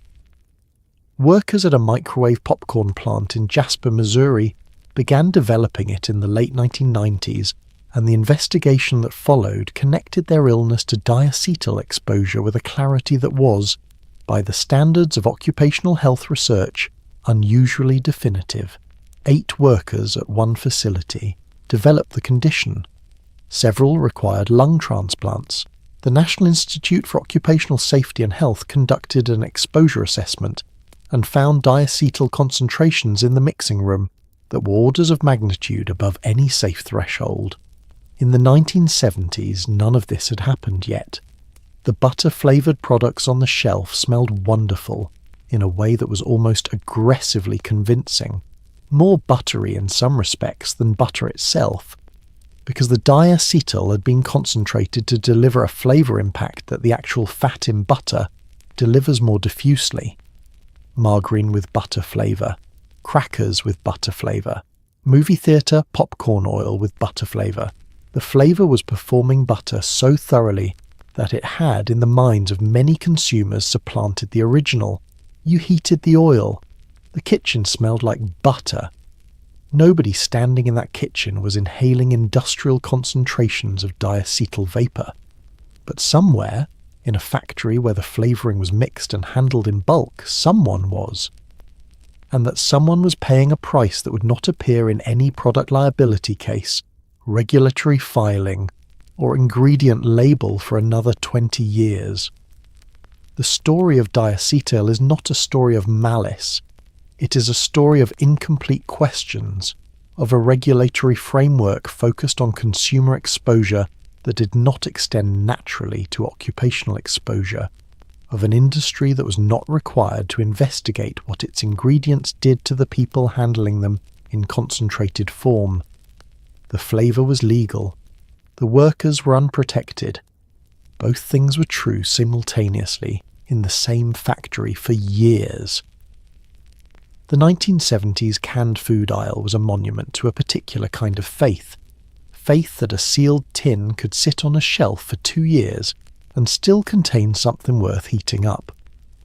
Canning had been the foundation of American food preservation since the Civil War, and by the 70s it encompassed soups, vegetables, fruits, meats, fish, beans, pasta, entire meals, and one category called pudding in a can that raises questions even now. The technology was, for the most part, reliable. Botulism, the paralytic bacterial toxin that canning was primarily designed to prevent, was largely kept at bay through proper processing. Largely is doing some work in that sentence. There were periodic recalls. There were, throughout the decade, cases of home-canned food and some commercial products causing illness. The risk was real, if infrequent. What the average American grocery shopper did not know, and was not encouraged to wonder about, was the precise margin of safety between properly processed and something went slightly wrong at the factory. The margin existed. Most cans were fine, a small number were not, and the industry tracked this in ways that were not broadly communicated to consumers. Clostridium botulinum is, by most reasonable measures, one of the more alarming organisms in the natural world. It produces botulinum toxin, which is, gram for gram, among the most acutely toxic substances known to science. It thrives in anaerobic environments without oxygen, which is precisely what the interior of a sealed can provides. It produces no smell, no visible change in the food, no sensory warning of any kind. A can of green beans contaminated with botulinum toxin looks, smells, and tastes like a can of green beans. The heat processing that commercial canning uses, temperatures high enough to kill the bacterial spores, provides effective protection when applied correctly. The operative phrase is when applied correctly. The 1970s saw several commercial botulism incidents that did not receive the kind of coverage that might have significantly altered consumer behaviour, but that were, in the context of food safety, genuinely alarming. A 1971 outbreak linked to a commercial can of Bon Vivant Vichyssoise killed one person and resulted in the recall of the entire product line and the eventual bankruptcy of the company. It was the first widely publicised commercial botulism case in decades, and it demonstrated that the manufacturing processes of even established food companies were capable of catastrophic failure. The FDA increased its oversight of low-acid canned foods in response. The industry improved its monitoring. The probability of a botulism incident in a commercial can become very small. Very small is not zero, and zero is what a consumer, who has never thought about the question, tends to assume. The home canning revival that accompanied the Back to the Land movement of the 1970s introduced a different category of risk. Enthusiastic amateur canners, processing vegetables from their gardens in repurposed jars, were working with equipment and techniques of variable quality in conditions where the temperature and duration of processing, the two variables that determine whether botulism spores are killed, were not always controlled with the precision the organism required. Home canning botulism outbreaks were documented throughout the decade, clustered around green beans, corn and other low-acid vegetables that were forgiving of imprecise technique in every respect except the one that mattered. The instructions said to use a pressure canner. Some people used a water bath instead, which does not reach the temperatures needed to kill botulinum spores in low-acid foods. Some of those people were fine, some of them were not, and the distinction between the two outcomes was invisible until it wasn't. The 1970s were not the birth of American diet culture, but they were the decade in which diet culture acquired a full chemistry set. The combination of newly available artificial sweeteners, refined protein concentrates, thickeners, emulsifiers, and synthetic vitamins made it possible to produce a product that looked like food, had calories like food, and contained enough macronutrients to be described as a meal, while being almost entirely the product of industrial processing rather than anything recognizable as ingredients. Liquid protein diets emerged in this era, products made from hydrolyzed collagen, essentially gelatin from animal hides and connective tissue, that were marketed as rapid weight loss solutions. Dozens of deaths were eventually linked to these diets, primarily due to cardiac complications arising from protein of poor biological quality, combined with severe caloric restriction. The FDA issued warnings. The products were reformulated or pulled. It was, by the standards of the time, a relatively swift regulatory response. By the standards of products that killed dozens of people before anyone intervened, the timeline was longer than ideal. The liquid protein diet craze was ignited largely by a book, The Last Chance Diet, published in 1976 by physician Robert Lynn. The diet called for consuming nothing but a liquid protein supplement, 400 calories a day, derived from the hydrolyzed collagen product Lynn called Prolin, along with vitamin and mineral supplements. The promise was dramatic: rapid weight loss, preservation of lean muscle mass, and a metabolic shortcut that bypassed the hunger and deprivation of conventional calorie restriction. The book sold millions of copies. The products it recommended, and the competing products that rushed to market in its wake, sold in quantities that suggested a substantial portion of the American public was willing to subsist on 400 calories of liquefied animal hide per day in pursuit of a smaller body. The problem was the protein. Collagen, derived from connective tissue, is a poor quality protein by the measure of amino acid completeness. It is missing or low in several essential amino acids that the human body cannot synthesize and must obtain from diet. A person consuming nothing but hydrolyzed collagen was receiving something that registered on a nutrition label as protein, but did not function in the body the way high-quality protein from eggs, meat, or dairy does. Combined with severe caloric restriction and, in some cases, inadequate electrolyte supplementation, this created conditions that placed extraordinary stress on cardiac muscle. The heart is a muscle. Muscles require protein. The protein being provided was not adequate. Cardiac arrhythmias developed. People died. By 1977 and into 78, the FDA had identified over 60 deaths associated with liquid protein diets. The agency issued warnings, required product labeling changes, and worked with Congress on oversight mechanisms. Dr. Lynn's products were eventually reformulated with higher quality protein sources. The broader liquid protein category contracted sharply as the deaths became public. The diet culture that had embraced these products moved on to the next solution, as diet culture reliably does: the Cambridge diet, the Beverly Hills diet, the various protein-sparing modified fasts that would follow in the 80s with better protein quality and generally better outcomes. The lesson that a product marketed as health-promoting should be held to the same evidentiary standards as a pharmaceutical was available to be learned. It was not, broadly speaking, learned. The market for products that promised dramatic weight loss without sustainable lifestyle change continued to expand. It continues to expand now. The chemistry changes. The promise does not.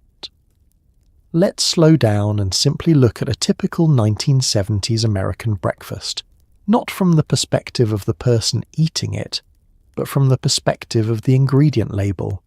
You begin with orange juice, probably the reconstituted frozen kind, which has had most of its natural flavor cooked off during processing and had some of it replaced with added flavor compounds. You follow with cereal that is approximately a third sugar by weight, preserved with BHA or BHT, artificially colored, and fortified with synthetic vitamins added back in to replace the ones removed during processing. The milk is fine. The toast is white bread made with enriched flour, the enriched referring to a handful of vitamins added back in to compensate for the dozen or so removed when the bran and germ were stripped away. The margarine spread on the toast is partially hydrogenated vegetable oil, yellow from artificial colour, flavoured to approximate butter. You wash it down with coffee whitened with a powder made of corn syrup solids, sodium caseinate, and partially hydrogenated soybean oil. It is a breakfast assembled from sincere ingredients and questionable processes, eaten by millions of people every morning with reasonable confidence that something called breakfast was occurring. The orange juice deserves a longer look than it usually gets. Frozen concentrated orange juice was a genuine post-war innovation that made citrus fruit accessible year-round to households in climates where fresh oranges were seasonal and expensive. The concentration process, evaporating water from fresh juice, freezing the remainder, was efficient and produced a product that reconstituted reasonably well.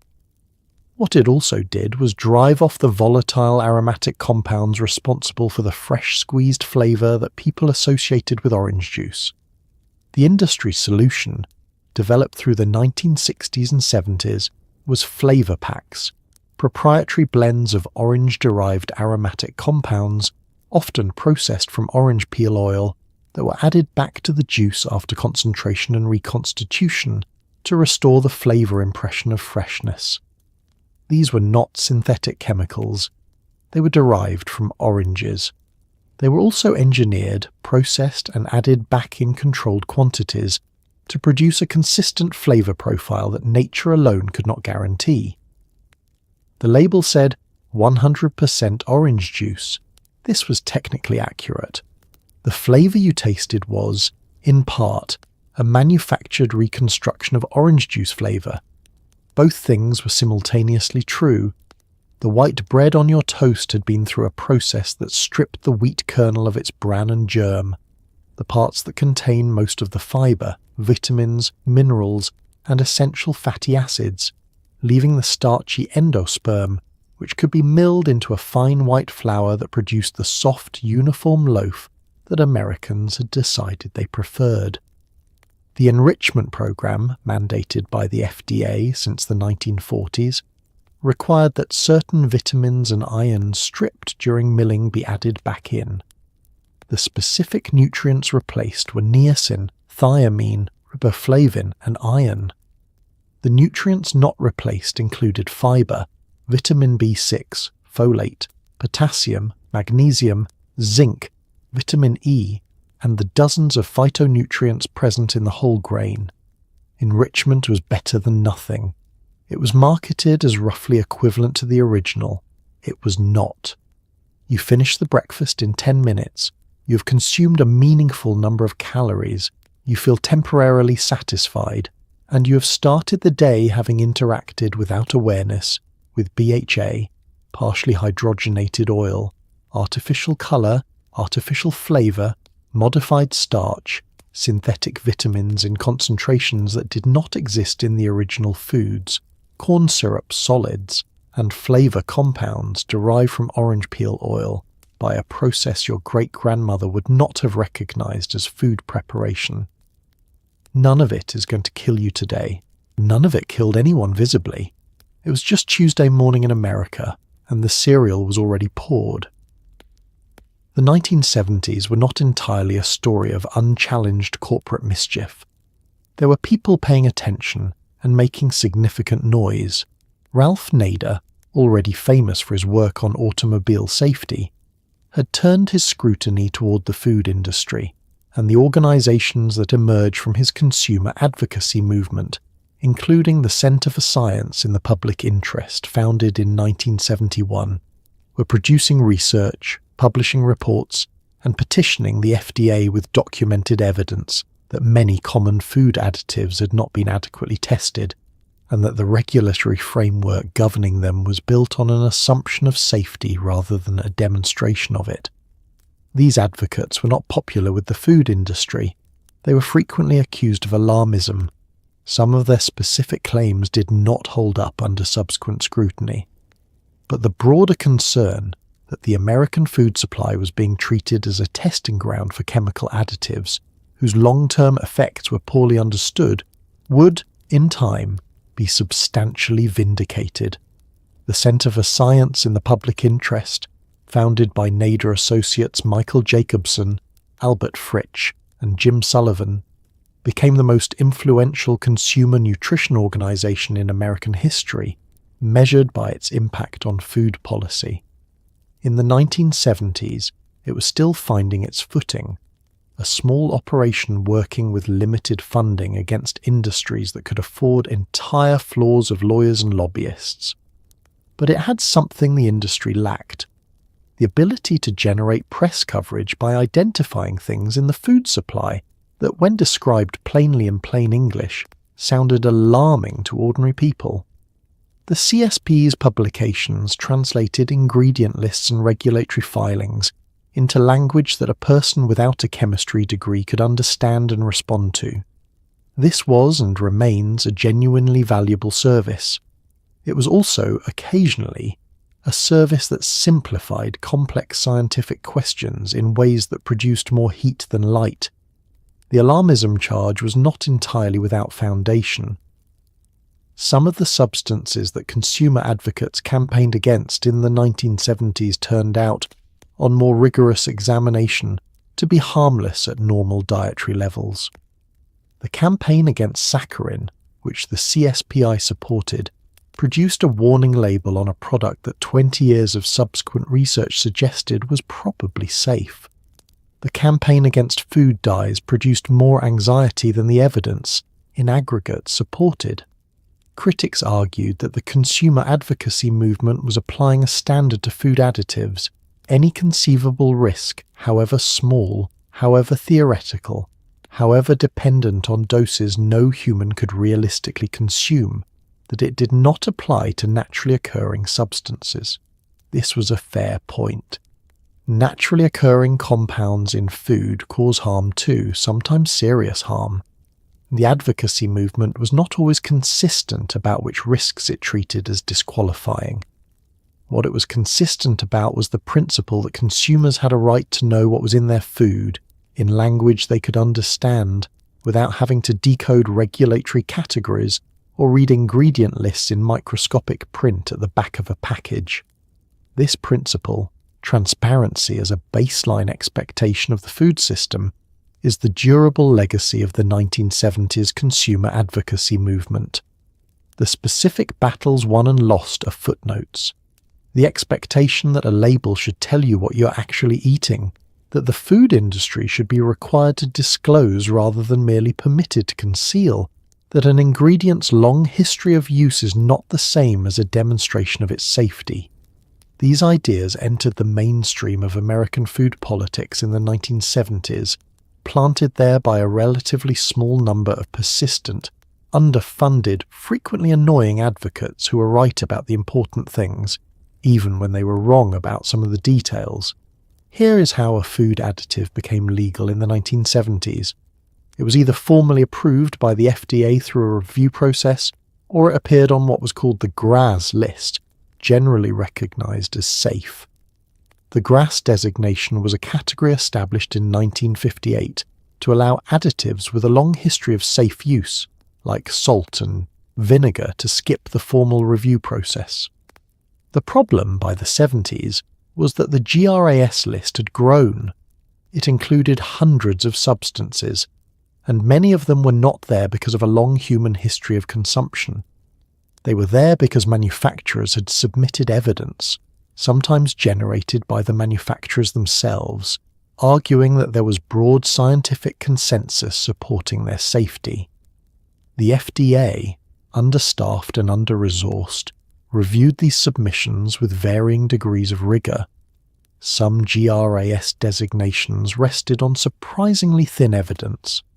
Others rested on studies so old that they predated modern toxicological standards.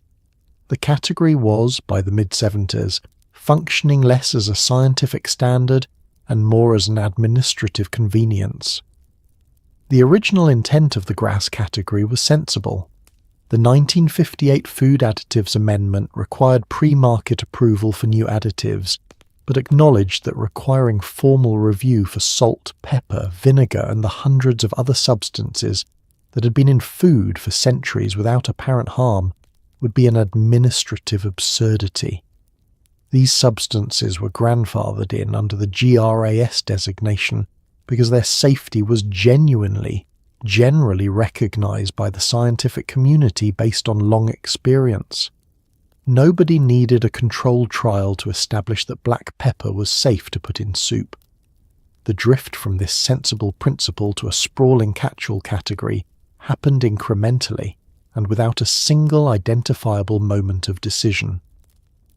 As new synthetic compounds were introduced and manufacturers sought to avoid the time and expense of formal pre-market approval, they discovered that the GRAS pathway was available to them if they could assemble a panel of scientific experts who would affirm that a given substance was, in their consensus opinion, safe. The FDA did not require that this panel be convened publicly, that its deliberations be reviewed externally, or that its members be free of financial relationships with the manufacturer seeking the designation. A company could, and regularly did, assemble a group of consultants, provide them with the available safety data, and receive a written opinion that the substance met the GRAS standard. The FDA was notified, reviewed the submission with whatever resources it had available, and either affirmed the designation or did nothing, which amounted to the same thing in practice. A 1972 review by the General Accounting Office found that the FDA had approved GRAS petitions without adequate review in a substantial number of cases. The agency's Select Committee on GRAS Substances, assembled in response to growing scrutiny, spent the decade evaluating substances already on the list and found that a meaningful percentage had safety data that was outdated, incomplete, or insufficient to support the designation under modern standards. The committee recommended regulatory actions, additional testing, monitoring, restrictions for a significant number of substances. Many of these recommendations were not fully implemented because implementation required resources the agency did not have and political will that the industry was actively working to prevent from forming. What this meant for the person pushing a cart through the grocery store was that the food on the shelves had been reviewed with wildly variable thoroughness. Some ingredients were there because decades of human consumption and rigorous study supported their safety. Others were there because a panel of consultants, paid by the manufacturer, had reviewed data from the 1950s and signed off. You could not tell the difference from the label. The label said artificial flavour or modified food starch or sodium stearoyl lactylate, and it conveyed, through its very existence on an approved product, an implied assurance of safety that the approval process in some cases had not fully earned. In 1973, the FDA began requiring more detailed nutrition labelling on food products that made nutritional claims or had nutrients added to them. This sounds like progress. In many ways it was. For the first time, consumers could see calories, protein, fat, carbohydrate, and a selection of vitamins listed in a standardized format on the back of a package. What the labelling requirements did not mandate was disclosure of all ingredients in plain language, a breakdown of different types of fat, a clear indication of added sugars, or anything that would tell you, in terms you could actually evaluate without a chemistry degree, what you were putting in your body. Manufacturers, understandably, did not volunteer information beyond what was required. The ingredient list was printed in the smallest legally permissible font. Some ingredients were listed under names that obscured their nature. Sodium stearoyl lactylate was a dough conditioner. Most people reading it had no idea. The label had arrived, technically. transparency was still several decades away.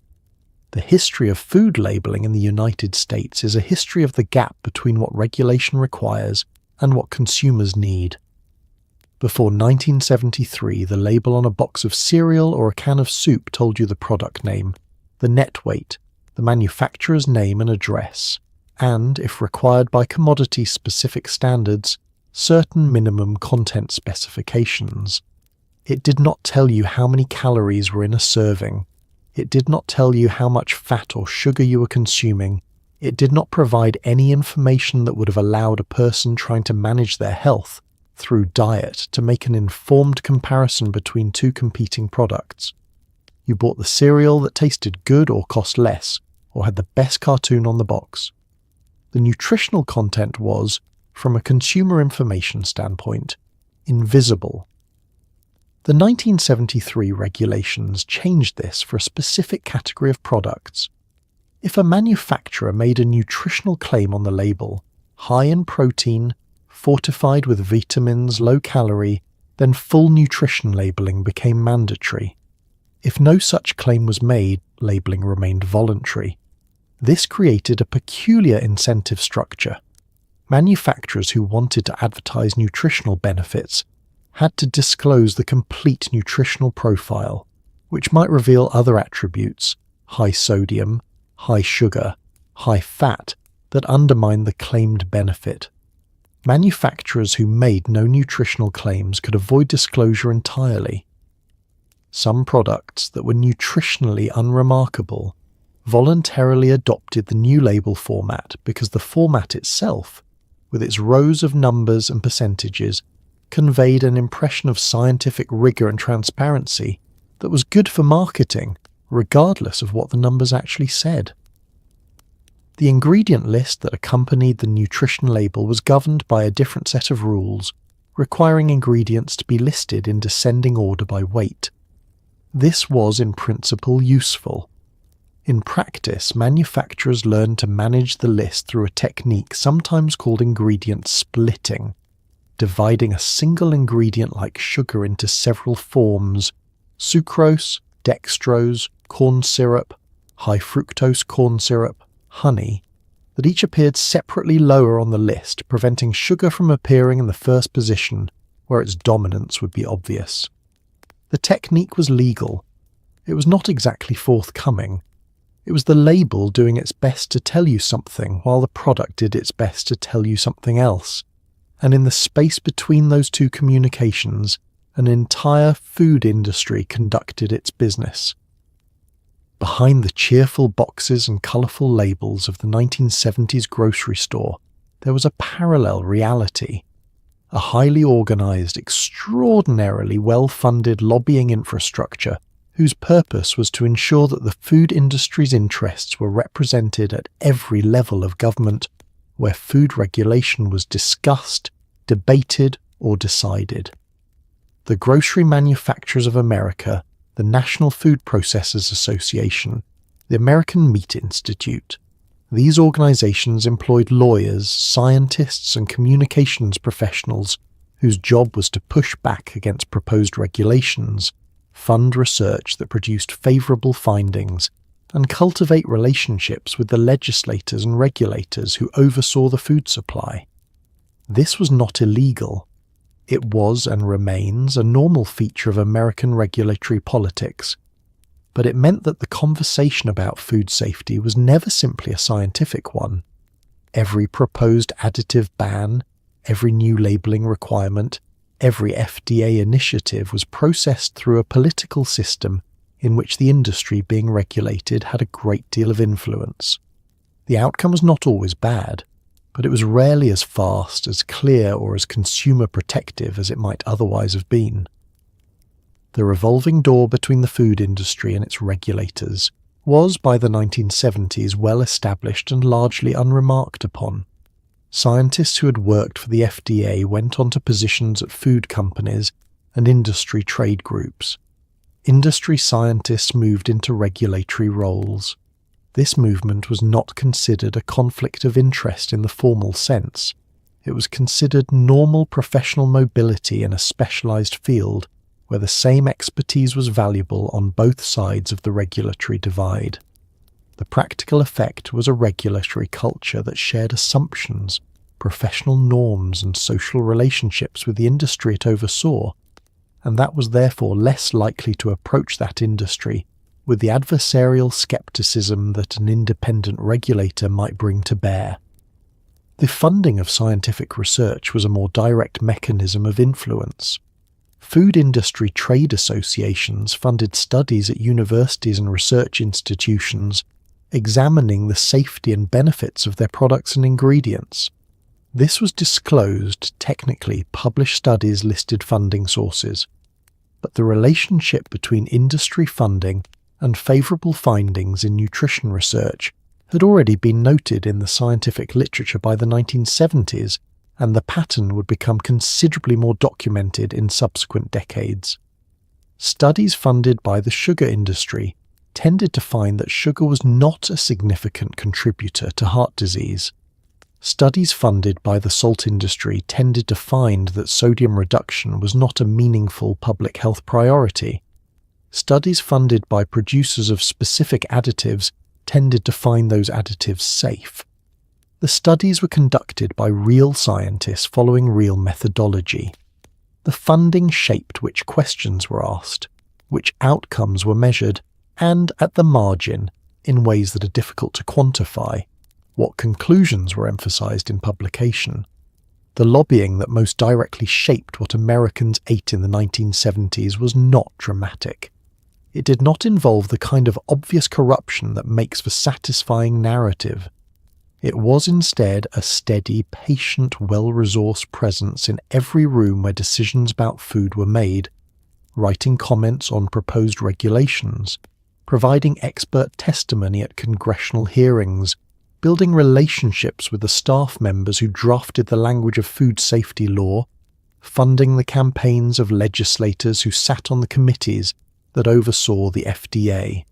It was democracy functioning as designed, in a context where one set of interests was much better organized, much better funded, and much more consistently present than the consumers whose diets were being shaped by its outcomes. By the end of the 1970s, the American food supply had been shaken, examined, partially reformed, and loudly defended, sometimes all at once. Red dye number 2 was gone, cyclamates were banned, the liquid protein diets had been pulled, nitrite levels in cured meats had been reduced. The FDA was conducting a comprehensive review of the GRAS list, a process that would take years and produce mixed results. Consumer advocacy organizations were better funded and more visible than they had been at the decade's start. And yet, the grocery store at the end of 1979 looked, in most respects, very much like the one at the beginning. The artificial colours were still there, just fewer red ones. The BHA and BHT were still in the cereal. The high fructose corn syrup was in more products than it had been in 1973, not fewer. The labels were technically more informative and practically still largely unreadable. The system had been prodded, challenged, and occasionally forced to make specific changes. It had not been transformed. The same pressures, cost, scale, shelf life, consumer preference for things that tasted good and cost less were still operating. They would continue operating. They are in various forms operating now.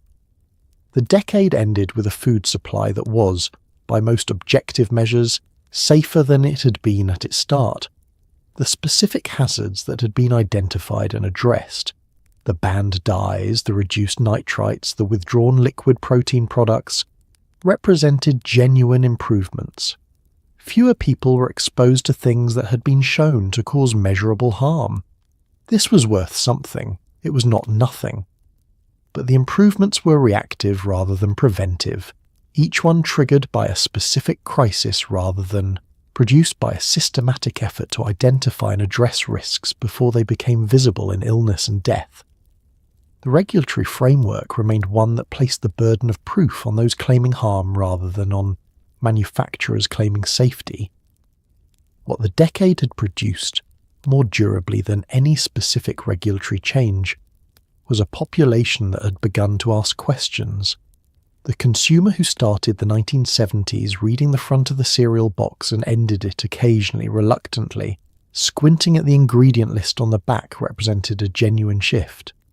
Not a revolution. The questions were tentative, the information available to answer them was limited, and the food industry had decades of practice at making its products appealing enough that the questions tended to get set aside at the checkout counter. But the habit of wondering had taken root in a way it had not before red dye number 2 and cyclamates and saccharin and Chinese restaurant syndrome and liquid protein deaths, and all the other small alarms that had accumulated over 10 years of eating things that turned out to be something other than what they appeared. The grocery store of 1979 was not dramatically different from the one of 1970. The boxes were the same colours. The brands were largely the same. The fluorescent lights hummed at the same frequency. But the person pushing the cart was in some small and important way a different person, one who had been given, against the industry's preference, and through the persistent efforts of people who thought transparency mattered, a slightly better chance of knowing what they were eating. The corn syrup was still in the bread, the BHT was still in the crackers, the sodium was still in the soup, but now, on a good day, in the right light. If you held the box at the correct angle and had your reading glasses on, you could see it. And seeing it, even imperfectly, even incompletely, was where everything that came next began. And so, here you are. At the end of a long, strange trip through the American grocery store, past the canned soups and the immortal snack cakes, past the margarine that was worse than the butter it replaced, past the cereal that was mostly sugar and the hot dog that was mostly optimism and sodium nitrite. You have survived the liquid protein diet, the MSG panic, the brief and alarming disappearance of red M&Ms, and the quiet, decades-long infiltration of high-fructose corn syrup into your bread, your ketchup, and your granola bar, which had the audacity to call itself health food. Take a breath. You made it. Here is the thing about the people who ate all of this. Your parents, your grandparents, the generations who pushed those carts under those fluorescent lights and loaded them with the cheerful, chemical-assisted products of post-war American optimism. They were not foolish. They were not reckless. They were tired people living busy lives in a world that was moving faster than the science could keep up with, trusting a system that was doing its imperfect best while also, in certain corners, doing considerably less than that. They fed their families with what was available and affordable and convenient. They read the fronts of boxes and believed what the boxes said, because believing what you are told about your food is a reasonable default position for a person who has other things to worry about, and they were resilient.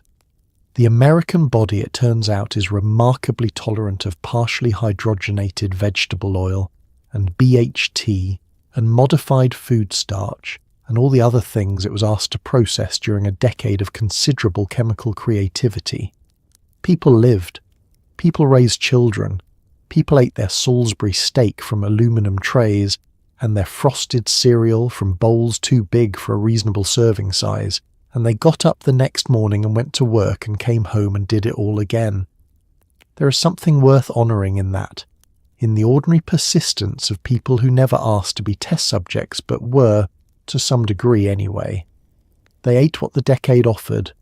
The decade offered them a lot of things it hadn't fully thought through, and they mostly survived, which is either a tribute to human adaptability or a testament to how high the margin for error tends to be in nutritional matters, or both. Tonight, as you settle into your clean sheets and your temperature-controlled room, maybe spare a quiet thought for the decade that built the modern food label, imperfect and cramped and still requiring a chemistry degree to fully interpret, but present. There, a small hard-won concession from an industry that would have preferred to keep the conversation short. The cereal box still has a cartoon on it. The hot dog is still pink. The ingredient list is still very small, but somewhere, Someone is reading it. Sleep well.